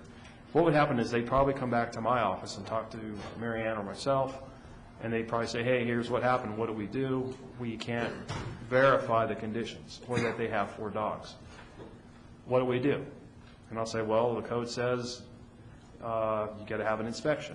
That's what the code says. So they don't get a permit. So they probably get a letter saying you need to allow us to enter, otherwise we'll give you 10 more days or whatever it is. It doesn't say that in the code, but that'd be a discretionary thing. At that point, if they refuse still, they could actually be cited, and it would come under the civil provisions. Now, if it turned criminal, it could turn criminal, technically. So that would answer that question. There was another question, Mr. Sievers, and I know you had this on a renewal. What would happen, say the person got a permit and then nothing happened for a year and there were no complaints about the person, no complaints about the animals. So the question was, so why should it be inspected? That's the conversation we had today. Well, perhaps the council would want something in here that says if there are no complaints after a year or during that year, then another inspection is not required. That could be put in here. But that's really a policy decision. It's not a legal issue. Now, under probable cause, we talked about probable cause. Do you have to have a warrant to get into the house? Once again, under this, you don't, because this would be an administrative permit. Just like the fire district going into the businesses, checking for fire hydrants. They don't need a warrant for that. That's a fire code check. This would be a kennel permit check. That's what it would be. They don't go inside residences to check fire hydrants. No, they don't.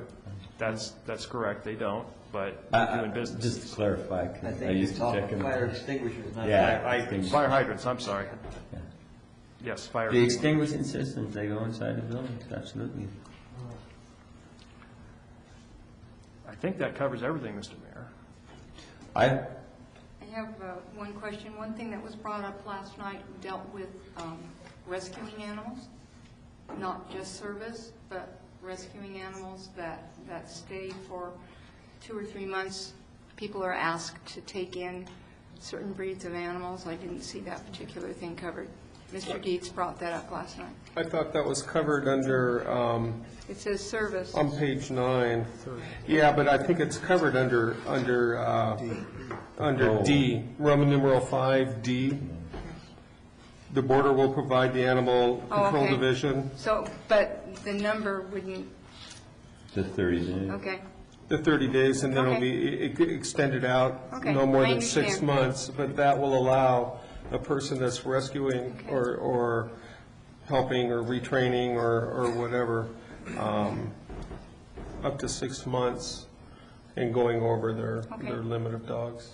And Councilmember Barker, we did hear 6 months, that's collectively. Up to 6 months, you can I believe get that's what I heard. 30-day extensions. Yeah. That was the consensus, I believe. I think that's what I heard. I think you're Yeah. right. So you're saying that if the council decided that they didn't want to continue inspections, that if there were no complaints within a year, that no inspection of premises would be required to renew a license, that would be a policy decision on the council's part? I believe so, and that could be an automatic renewal, however you want to do it. Unless there were complaints. Right, if there were complaints on the address, then there probably should be an inspection. Well, it depends what the complaint was. That's very difficult, though. When we had the 185 animals, how long How are did you it gonna take to get a complaint? How are you going to control hoarding? I mean, someone could have 50 dogs that are real quiet. I'm not saying that's going to happen. That's gonna I'm like, be a trend. animal control has I not would see gotten a that one. complaint from someone that's got a 5-acre parcel or anything like that, but they've got 20, 30, 40 dogs. You enforce it on one, I think you gotta enforce it on I the just other. don't know, you know, it just seems that inspection should be there. Well, you, if you want, I was just asking. animal control's here, and they could give you their experience on complaints. I have a couple questions anyway for animal control. Okay. Who wants to come up? Janine, Sully. Who wants to come up? Teresa. Sully. Marlon Brandon. Draw straws. See who the lucky is. Just bring them all up.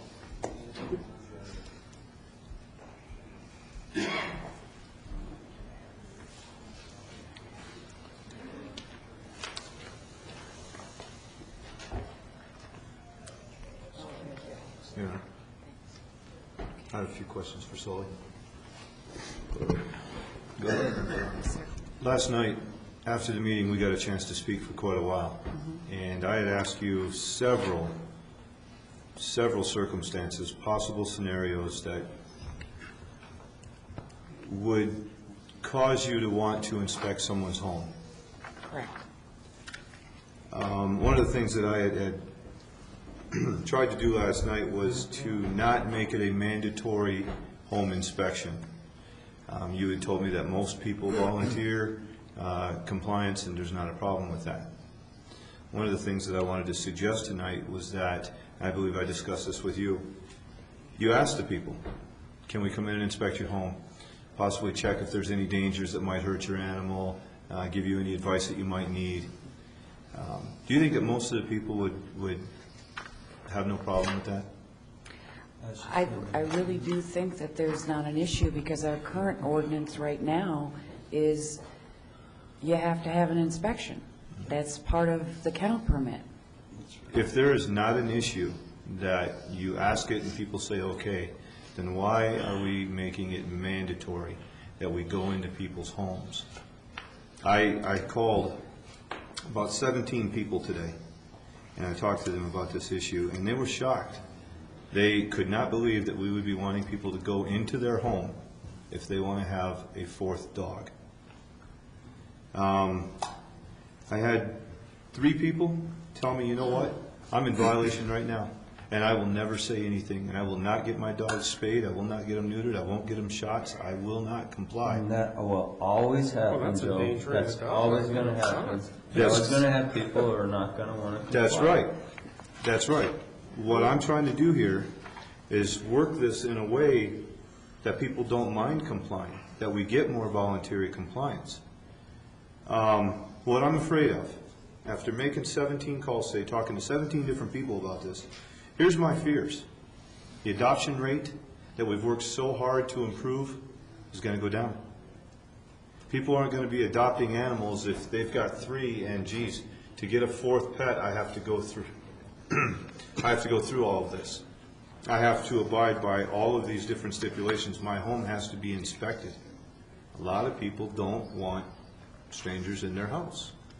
I'm afraid that our euthanasia rate that we've worked so hard to bring down is going to go back up because people aren't taking them out of the shelters. What are we going to do? Put a panel in the yard. I'm afraid that our licensing will go down. Licensing is also a way to generate a little bit of revenue. It's going to go down because people aren't going to get their dogs licensed. Gee, it's the 4th dog. It's the 5th dog. I don't want to go through all this. We currently have that problem now with licensing. There's several people in this community who've had dogs for years and years and years. And the famous answer I get is, oh, I didn't know my dog had to be licensed. That's true. And so we have that problem too. Right. I mean, there's an education process. correct. So, Right. but we don't know about these people unless they're violating. Exactly. So what I'm getting at is why would we create an ordinance that's going to put so many people in violation? Well, it's already an ordinance. It's already there. It's already there. It's been there. This ordinance, and I had 3 major concerns about it. This ordinance is going to deter people from doing the right thing. If people are afraid they're going to have to go through all these, I'll give you an example. Say the name. Say the name. No. On page 10, it says right here, all dogs covered by a personal dog kennel permit shall be vaccinated and licensed. That's a great thing. And spayed or neutered. What if I have a dog that I want to mate someday with another dog? What if? I'm going to turn the mic over to Sergeant Rogers. She was part of that last night, so I'm going to turn the mic over to her. She'll be able to answer that. Mayor, council members, we tried to address that under C on page 10, which we added, at the discretion of Animal Control Division upon documented proof, the spaying and neutering requirement shall not apply to AKC or CKC dogs.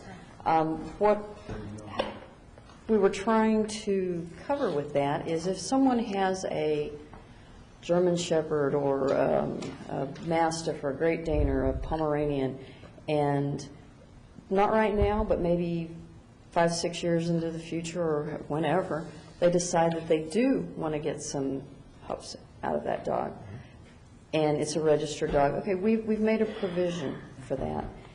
If it's just a mutt dog, you know, Heinz 57, whatever you want to call them, they're a dime a dozen. They're in front of every Fry's and Safeway. They're at animal controls. They're at rescue groups. Please don't breed those dogs. Go adopt one that's already there. Try to rescue a dog that's already there. We want to stop that, and you betcha, we don't want them to be breeding those dogs. We want those dogs spayed or neutered. And just to maybe cover something that might put your mind, or maybe the public, someone that might be concerned about this, we're not going to go in and search their house. We're not going to go in there and look in the cupboards and check the vanity in the bathroom and peer under the beds. We're not in there searching for contraband or illegal drugs or whatever. We're in there walking through the house. You know, we're not checking under the hot water heater or their dishwasher to make sure they're wired properly. We're walking in, we're looking to make sure that it looks like it's going to be a safe and healthy environment for the dogs and for the people that live there. It's not a search, it's just an inspection. And if we walk up there and go, we're here, you asked for a kennel permit, we're here, to do the inspection, and you say, I don't like strangers in my house. Well, I can empathize with that. I don't like strangers in my house either. And, but if I ask for a building permit and the building inspector shows up and wants to inspect whatever it is I've asked for a permit, and I tell them, sorry, I don't like strangers, you're not coming in my house, I bet I don't get my building permit.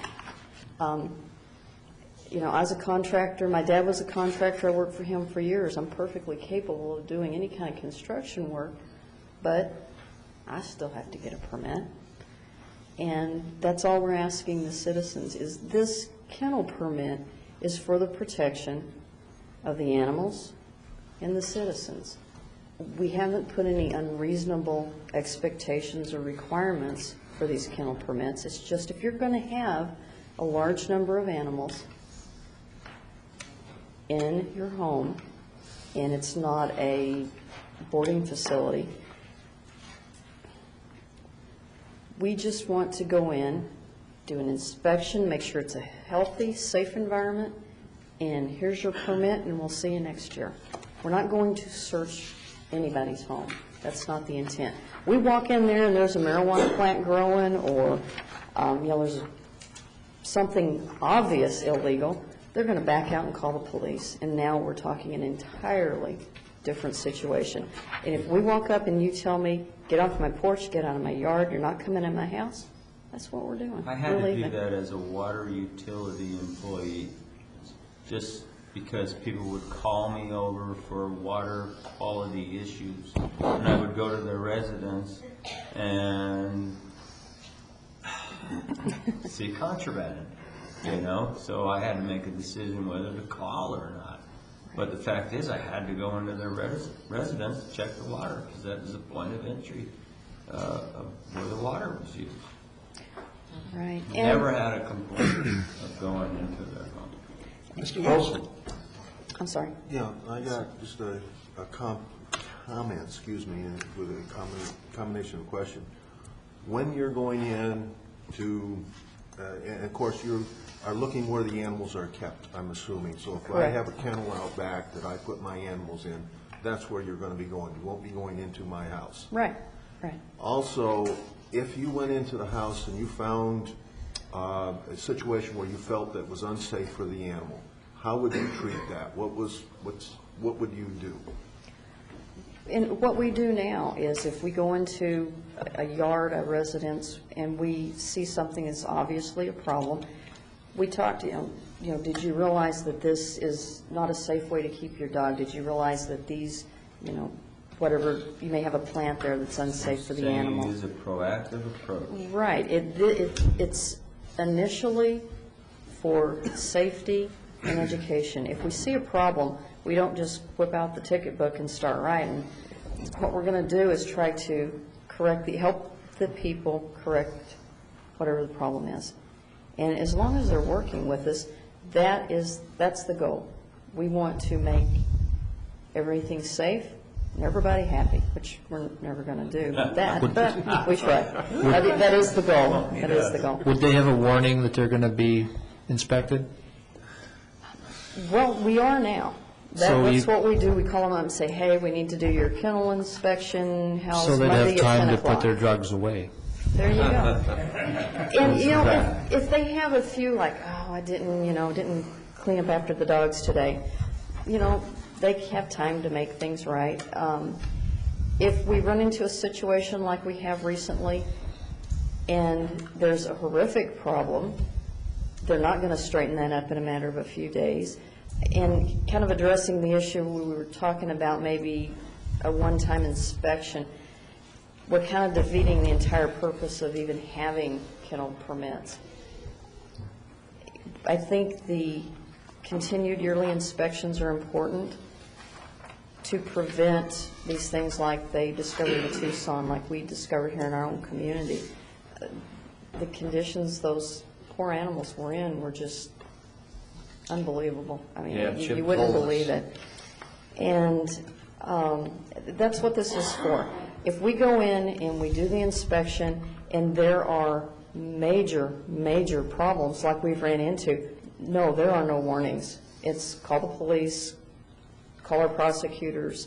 We've got a protocol we use, and you betcha we're prosecuting right off the bat. But that's the extreme case. That's not the we show up and it's not quite up to what it should be, but it's obvious the people are trying, and it's something that can be corrected fairly easily. That's what we're going to do. Okay, this is a problem. We need to fix this. If it's a kennel fence and we can see where the dogs are digging under, we're going to talk to them about how you fix that, how to keep them from digging out, how to stop it before it becomes a problem. We're only going to go straight to prosecution in extreme cases. Yes, sir? No. Last night, when I was discussing this, it was brought up that, and you kind of did it again tonight, when you ask for a building permit, you have to have an inspection for it. We are not asking for something here. The city is asking the citizens to get permission to have a fourth dog. I have to get permission from the city to have a fourth dog. Right. Okay?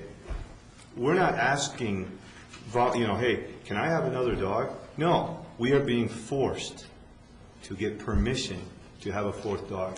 Does anybody do a home inspection when you have a fourth child? When you have birds? I'm sorry, can I have a point of order and get back to the... Let's get back to that. Where is the line drawn here? What about cats? You can have 400 cats, there's no limit. We have bird breeders. There's no limit, is there? On bird breeding, there's no home inspections. Councilmember Severs, and you're right, we could what-if this to death, and we could begin with horses and pot-bellied pigs and birds and religions, whatever.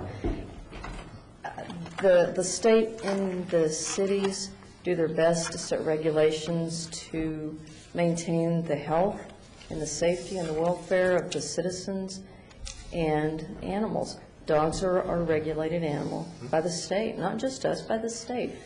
If we want to start what-ifing things, well, where does the state get off telling me I have to have my dog a rabies shot? I've never had a dog that had rabies, ever. But it's a regulation. This council, that's what you're here for, is to make regulations, to look after the safety and the welfare of the citizens. And city codes and city ordinances are just that. That's what they're there for. And are we going to make everybody happy with these ordinances? No, we're not. We might not even make all of y'all happy. Might not even make all of us happy. We may not completely agree on every last one of these things. I've been an officer for 21 years. I've enforced laws that I don't particularly agree with, but they're the laws of the state and the city and this country, and I enforce them. They're there for a reason. I have one more question for Joel, please. Joel, what if somebody refuses to get a permit, and if they refuse a home inspection? Under the new law, if Yes. it were to pass? Well, like I said, I think it would be a civil violation, $250 fine, they'd be summoned to court. If they didn't show up for that, then there'd be a default, and so it'd go to the $500 and then to the $750 if they blew it off.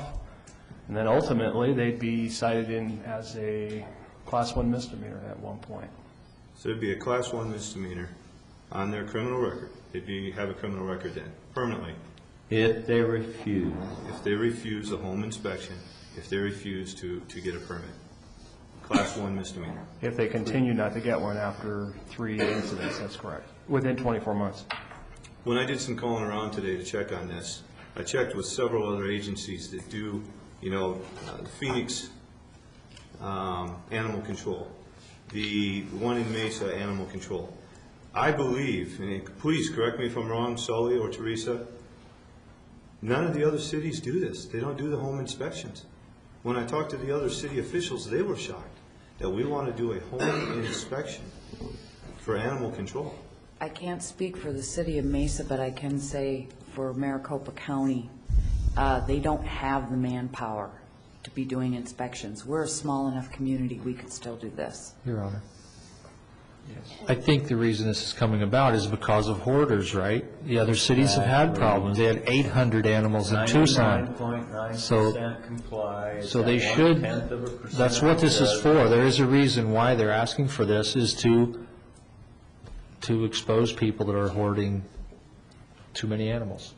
Well, I tell you what, it's scary that criminal trespass, theft of property, DUIs, assault, criminal damage, disorderly conduct, child neglect, Class 1 misdemeanors, and having 4 dogs without a permit. It's not. You have so many opportunities to get out of that. Sergeant Rogers, thank you very much. I have a question, Your Honor. Let's get this over with. For Officer Sully, because it was asked to me by a reporter, and I feel embarrassed because I was asked what the major changes were, and after talking to Joel, I don't think I gave him very much information. But one question asked: the loose dog that's running you go and you see it loose, but it jumps back over its fence, back into its yard. How do you handle that? Okay. Well, I've had that happen. Yeah, I would think. There are several healer-type dogs that can leap walls unbelievably, not even touch it. If they continue to get out, I have actually taken the dog with me, left a note on the door saying, "Call me, I have your dog." In those cases, if it's a continuation, like right. you said last night, you have a first, maybe even second time Right. warning before these processes of civil violations even coming in as far as the fines. Right, yeah, no, that would be a security thing for the, I've done this. I've actually taken the animal with me, left them a note, given the dog back that night. They were very appreciative. They didn't want their dog running out in the neighborhood and getting possibly hit by a car. There was no fine, there was no penalty, it was a warning notice, and they got their dog back. Okay, thank you very much. Mr. Mayor? Thank you. Yes, sir. Before we open the public hearing, item 13 and 14 is pretty much what we discussed. The ordinance declares the document that I gave you with the amendments a public record. Item 14 would be 1310, and that would adopt by reference to avoid a large publication cost since this is kind of lengthy. The item 15 is ordinance 1311, and that is the fee changes. And if I could go through those very quickly. All right.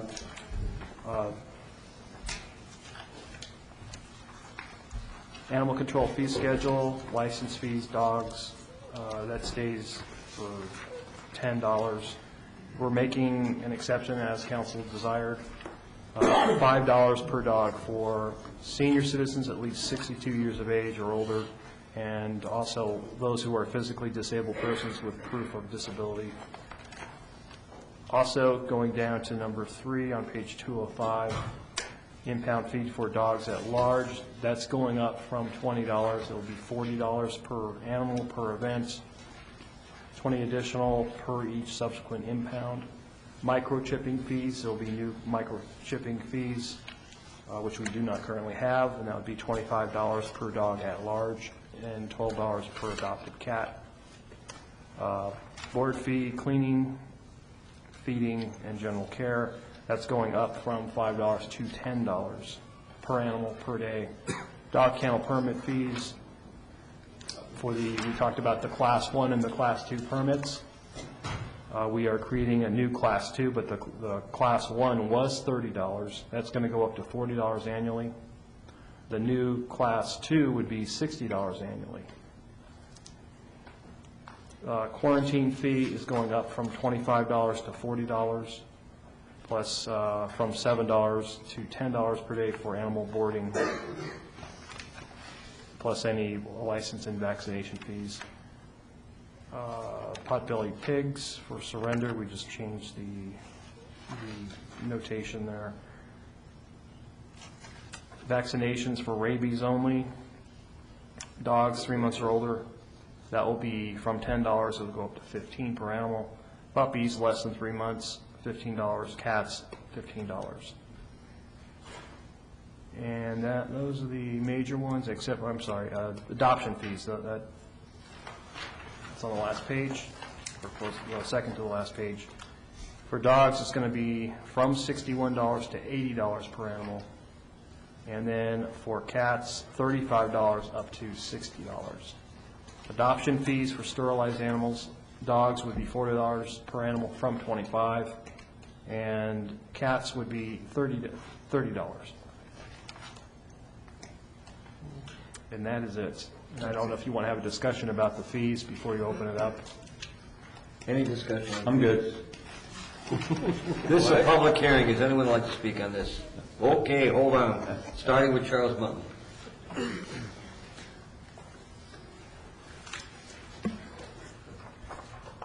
I'm sorry. I'm a Charlie Burnett, live at 1680 North Star Road, Apache Junction. Is this a catch-all ordinance? Is it canine, feline, equine, and livestock? Is it separated under those titles or subtitles? Mr. Button, there is, for certain things, yes. Because we talk about kennel size for dogs, but we don't talk about stall size for horses. We don't talk about manure cleanup for horses. We don't talk about parvo shots for dogs, which is worse than rabies because it's passed by mosquitoes. Is it? And we had enough ifs for tonight. What ifs? What if doesn't count, it's what is that counts. Okay? I love horses. I've been in the horse business, you all know. I made money at it, I've lost money at it. Big business. And is this the type of ordinance that we need to take time and selectively go through each one of these sections and address each section instead of trying to have a catch-all ordinance when really 85% of you are talking canine?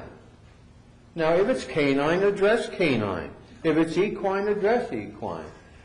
Noise, peacocks. Peacocks make a noise. Jacks make a noise.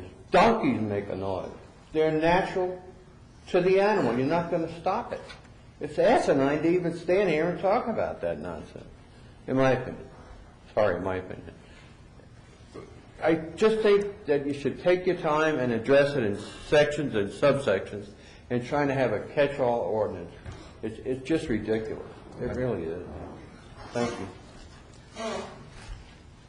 John?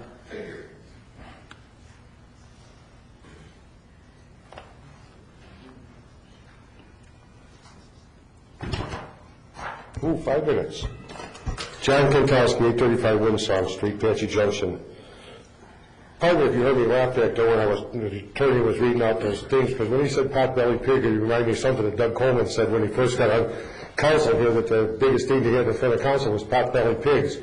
Oh, God, what was that, 20 years ago? Either way, Joe, I'm glad you mentioned about the child, because if this was about children, man, my fourth child would be a gleam in my eye right now. I still believe in voluntary, not mandatory by the city. All right?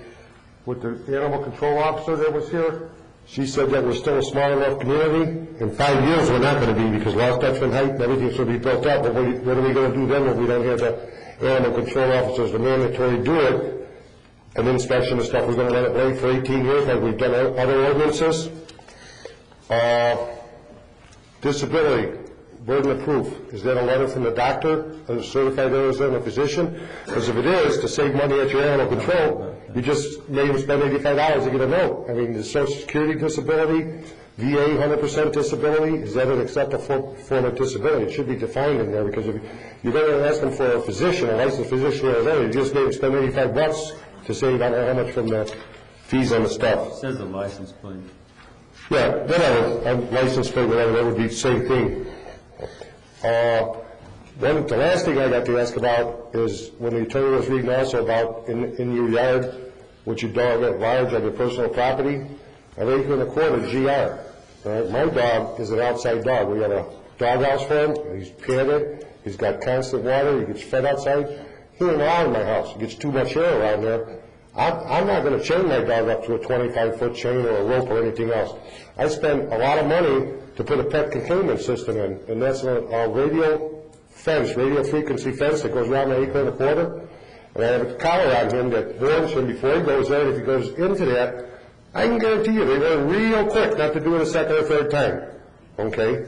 So, I mean, is that acceptable as far as, because I don't have animal control going past my house, and because my dog's running around without a chain on him to say, hey, you've got a dog at large. No, I know, I'm just saying, whatever was said on the thing, it was a chain or a rope or whatever, so that's all I got to say on it. I appreciate it. Thanks again for your time. Mayor, Council, Mike Weller, 471 West 21st Avenue in Apache Junction. I've got more time rescuing animals than your animal rescue people, than your animal control people. I've done animal dachshund rescue for 25 years. And I have to admit, my wife has a business, and we started getting to the point where we were starting to warehouse dogs too. And we were wrong. And we sat down and we looked at it, and we started getting rid of the animals. Right at the moment, we are technically in violation of the law that stands right now. If this law today passes, I will be in compliance. I am in compliance. This lady, where the devil she run? Okay. Sully. She's here for the dogs. She's not here to harass somebody. She's been to my house. She came to my house. She saw 7 dogs out back. She didn't see half the dogs. They were rescues. They needed rehabbed. Some of them were biters. My wife and I have been blessed. We have taken a biter, a vicious biter, to the point he was playing ball with a 5-year-old kid. Do I want somebody to come in my house? No. Will I let somebody come in my house if it's for the benefit of the dog? Yes. Because I don't want a dog to be mistreated. I've walked into places to pick up a dog that you wouldn't want to walk through, and this animal was living there. These are good people. They're not asking you to bend over and you know what, spread your cheeks. They're asking for something reasonable. And I don't think they are in any position that they would abuse it. Thank you. Thanks, Mike. Anybody else?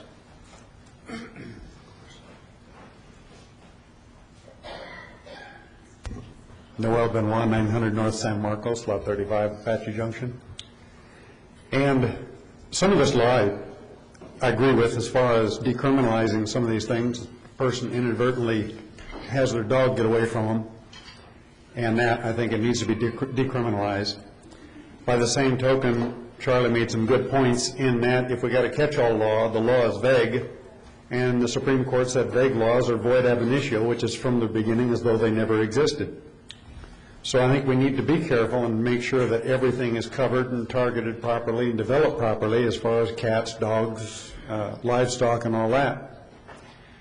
And usually, a kennel refers to a place that either boards animals for other people, cats, dogs, and that, or a breeder, and a breeder might have 1 male and 3 females and space out their breeding, and so they've got pups to sell all year or whatever. But I don't know if some of that clarification is in the law, but if it isn't, I think we need some of that clarity to be put in there.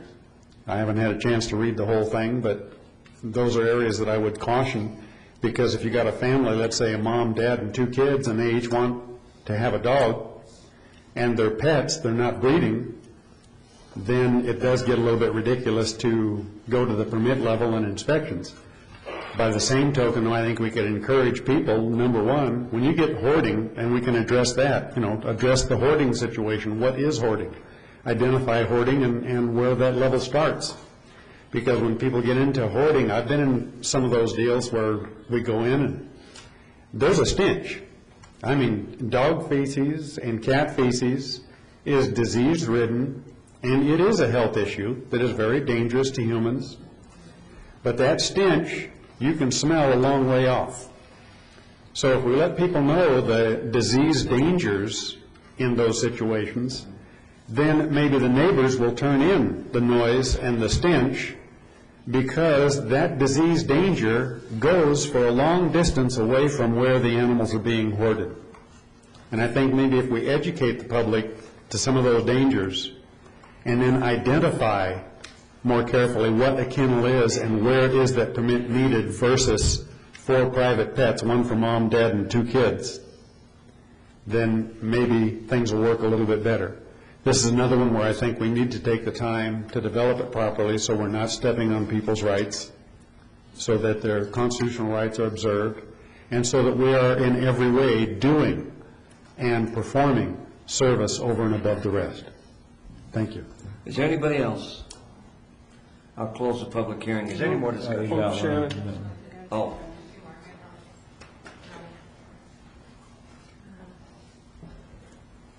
I'm Shannon Flynn, 305 North Acacia. I was able to make this meeting last night and heard all of you talk about the kennel permits and whatnot. You know, I came home and I think I was sad. And I understand the pound knows me. I've helped them a great deal. But it makes me sad to see where we're at today. I think I'm in that 99.9 or 9 1/10 that our interim chief is telling you about. I am a very private person. No offense, Golly. I don't let my family come to my house unless they call. My church, 3 people in my congregation. If I were in a position, I have to disagree with Mr. Sievers, if I was in a position where I had more numbers than I was allowed, they already are vaccinated. They already are probably, most of my life, spay or neutered. I would stay within this ordinance. And when I would do that, if I was out of ordinance, and you guys said this passed, I would get rid of my dogs. And that does not mean taking them to the pound. I am not for home, love you, Scully. I'm not home, I'm not healthy about you guys wanting to go into my home. And I feel that hard, and I've got these dogs in my life 8, 10, 12 years, that if I have the 4th dog, or if I have a 5th dog, that if you're coming into my home, I'd rather give that dog another home. Because my personal being, who I am, I didn't have to do it for a child.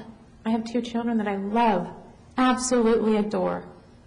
And nobody made me come on in and get an inspection, although I understand that. So I think that I'm just sad for how our country has developed. I mean, we're talking about this, and we've given a lot of time. You guys said you had 4 sessions on this. You know, there are bigger fish out there, and understand that I am I love animals, and I've rescued animals. I've done like what Mr. Dietz has said. There's an animal on the street, I'll take it in. I'll find it a home. I've done that several times in my life. With this position, with this changing, I'm not sure that I'm willing to do that anymore. I don't have the time for this permit. I really don't. I don't have the money necessarily for the permit. And it's kind of double taxation in a way, because you've got this permit or that permit, $40 to $60, and you've got your licenses and whatnot and all that too. But then if the dog gets sick or it's ill, you've got those veterinarian situations as well, money involved. So this part of what you guys are trying to do, I would really urge you guys to, again, rework. I believe that another gentleman was up here saying, necessarily don't bring it all together, but actually rework this into different categories, the dog category, the cat category. And just remember that, you know, I'm not a bad person because I fall into the 1/10 or the 1% that Chief Kelly said. I would be a problem child. Okay, I'm not that person. I'm just a private person. So please, please consider how you vote on this. The other issue, while I have a couple minutes, is the dog at large. I need to voice this opinion because who owns your property? Understand if they keep getting out and they keep getting out, that's one thing. But if it, and I understand Scully's point of view, I've talked to several people that have my point of view, but if you take a dog and you get it chipped, what happens if there's a reaction to that chip? Who pays for that chip? It doesn't happen often, and I talked to my veterinarian, but it does happen. So where are we at with that, and how can we fix that too? Because I'm not necessarily thinking that what we are doing right now is going to work. Not that I'm against chipping, I just wonder how much it's going to really take care of the problem.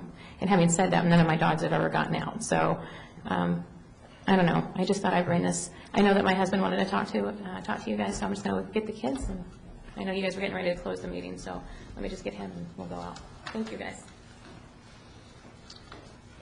Okay, I'll close the public hearing. Is there any discussion? No, we got more. No, Steve Lynn wants to talk about it. Mayor, members of the council, Todd O'Leary, 2898 South Arizona Road. I must admit I'm a little fearful of overzealous government, even when government's trying to do the right thing. I don't think it's just for us to impose these inspections on private properties because of the tragic event that occurred. It was tragic. However, I don't see the justness, how just it is to decide that an individual who has 4 dogs or more must subject themselves to a home inspection. Meanwhile, their neighbor the guy next door, has one dog who he kicks every night because he's missing out on those inspections because he only has one dog. I understand the good you're trying to accomplish, but sometimes when government tries to accomplish good, they miss the point. I support most of what you're doing, but I do oppose the home inspections. Thank you. Krista?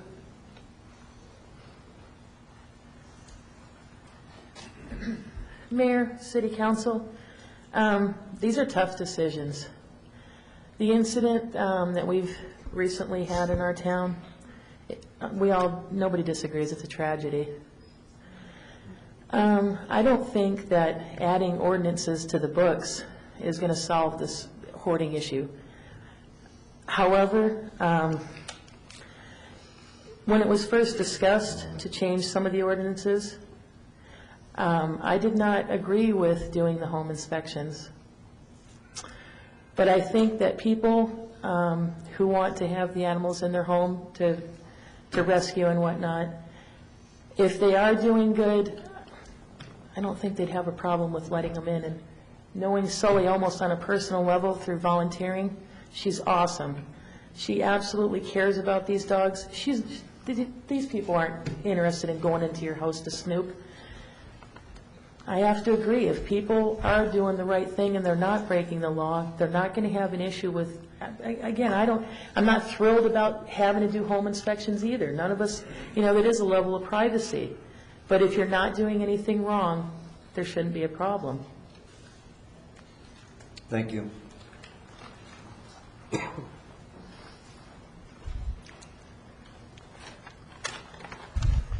Steve Flynn, 301 North Acacia.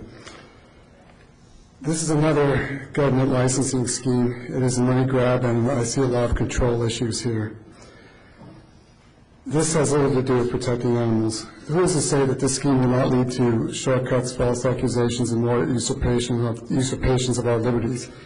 This makes criminals out of those who are hurting no person or animals. It is costly enough to own animals, and the city does not pay our bills related to doing so. Just stay out of our way, let us run our lives.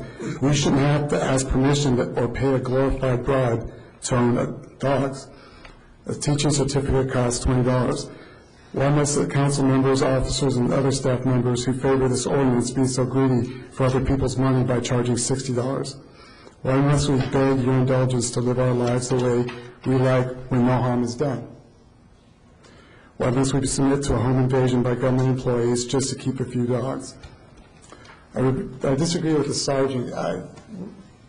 Whether we have number of children, number of dogs, the last thing I would like to do is be involved in breeding animals, but if someone wants to breed them, that's their business. It is a slippery slope. Why aren't we concerned about number of parents or number of children? You will lack the sufficient personnel to go after real criminals, and when your officers will inspect the homes of righteous people. Meanwhile, the real hoarders could be getting away. They could keep continuing. They could continue what they're up to.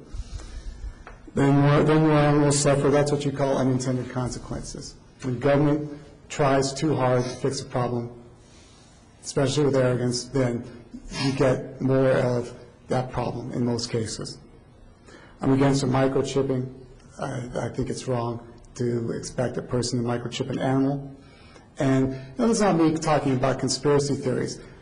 A senator told Judge Roberts, Supreme Court Judge Roberts, that he would have to rule on whether humans should have to have microchips. It's not me talking. U.S. Senator said so. And that man Roberts is now a Supreme Court judge. I think microchips are just creepy. It's slippery slope. There's the hoarding issue. Someone hoards hundreds of animals. That's obviously wrong. That's disgusting. But there's a prejudice out there against people who hoard food. You have a couple 100 rounds of shotgun shells, or a few rifles, a few pistols, and maybe 1,000 rounds of ammo. You're a compound. You have a compound. You're a terrorist. Some places. You're a criminal. All for having legal items. Just because the police have the manpower to do this, which I don't think they do, doesn't make it right. The police could do many wonderful things, but they could also do many tyrannical acts with extra manpower. Stop and reconsider what you're doing.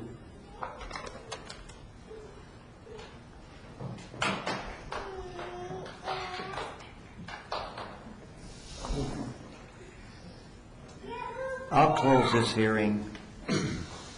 Yes. I have a question, just a point of clarification from the city attorney, please. What is it that we have in this ordinance that does not come under state law? Because you cited state law on every change that I heard you make. You gave Title IX, statute numbers, et cetera. So what is it that's in here that is not state ordinance anyway? Councilmember Parker, state law essentially says you can pass an ordinance regarding controlled animals. If you want to go stricter than what's in Title 11, you may. And you may do that through an ordinance. Yes, sir, but my question was, what is here that is not in the state? law. Is there a whole lot? Is that what you're telling me? Yes. Okay. Yes, there are. And the kennels are part of that whole lot? That is correct. Kennels Okay. are not specifically identified in Okay. Title 11, so that's something we can regulate. Okay. We did, in fact, break this down in two types of animals, with the exception of cats as kennels. We broke them down for spaying fees, for the pound fees, et cetera, et cetera. They're included in all those fee schedules. They're included in the animals must have water types, et cetera. So they are included in that, Yes, but correct? there is an overlap. Okay. In, for example, 'Cause cats noises. Talks about animals. So that's any animal. That's your squawking peacock That is as well correct. as your barking dog and your braying jackass. That is absolutely correct. Okay? So there may be overlap in other areas also, but when we specifically say dogs, that means dogs. Okay. Same with the pigs. Okay. So in certain areas, we cover it specifically, in others, if it just says animals, it means animals. Livestock is accepted from animals. It's a separate category. So we have pigs and livestock that are accepted and written in as an exception. And then we have animals We also have dogs under certain and dogs. things. Excuse me, I'm sorry, I forgot the dogs. How could And- I do that? And cats under the fees. Under the fees. But everything comes under animals. That's correct. Unless otherwise accepted. All right, Your Honor, I just wanted to address Mr. Button's concern about it being a catch-all. It, in a way it is, but it does break it down into individual sections. And the Superstition Horsemen's Association had a large input when it came to the livestock issues of this ordinance. And we did make some changes because of that. John looks like he left, but his concern was about the loose dogs. If the loose dog's on his property, I asked to have that changed where it stated that if the item was on your private property and not controlled by a leash or confined enclosure, it was illegal. It's changed now to private property without being attended by the owner. So the dog can be loose on your property. The owner should be in attendance of that animal in some way to control it to stay on the property. Excuse me, Mr. Eck, may Yeah. I interrupt you just one moment? It would appear to me that an electronic fence is a confinement. Oh, absolutely. So Yeah, I think that he would be actually had no another- problem. It is a confinement. Yeah, it is. So it answers the... But it's still beyond that. You can still take your dog to the little public park and throw the ball to it and let your dog run and chase the ball without getting the leash law fine. Actually, no, that'd be on public property. Exactly. It says private property. We discussed this, Supervised. said there's all these little parks in the subdivisions, people play ball with their dogs and they throw the tennis ball and the dog goes and gets the ball. And it's supposed to be perfectly fine. At large means in any street, alley, or other public place, or on private property without being attended by the owner or secured by a physical restraint as a leash, Right. chain of rope. So you can't go to the park and throw a ball to your dog. Yes, Well, you you can. can't. You can't go to Canyon Lake and throw the ball in the lake like everyone does every weekend, throw the ball Yes, in the water. it says attended by the owner. No, but on private property. I think we're getting way off the subject. No, this is very This is something. important because this is something I addressed early on and I Well, was told it was resolved. There is an or, it says, or other It public is places, covered? or on private property. Okay, so it is covered. Okay. Jim? Yeah, I wanted to address Todd's comment a little bit, and one of the things that currently is that if you have, under current one that we're replacing, is you have 3 to 5 dogs, you have to have a permit as it stands right now. We've increased it so that you can have up to 4 animals and not have to have a permit. And then it's 4 to 8, all told, is the number of animals with two types of permits. So in a sense, we've increased it to the number. Currently, for inspections, if you have 3 dogs, you're subject to an inspection right now with a permit. So we're not, in a sense, mandating the inspections now. What we're doing is we're just continuing it on. You mean 4? That's 4. 4. 4 for now, yes, but I meant currently it is 3. If you have 3, you're supposed to have No, a. it's 4. It's 4.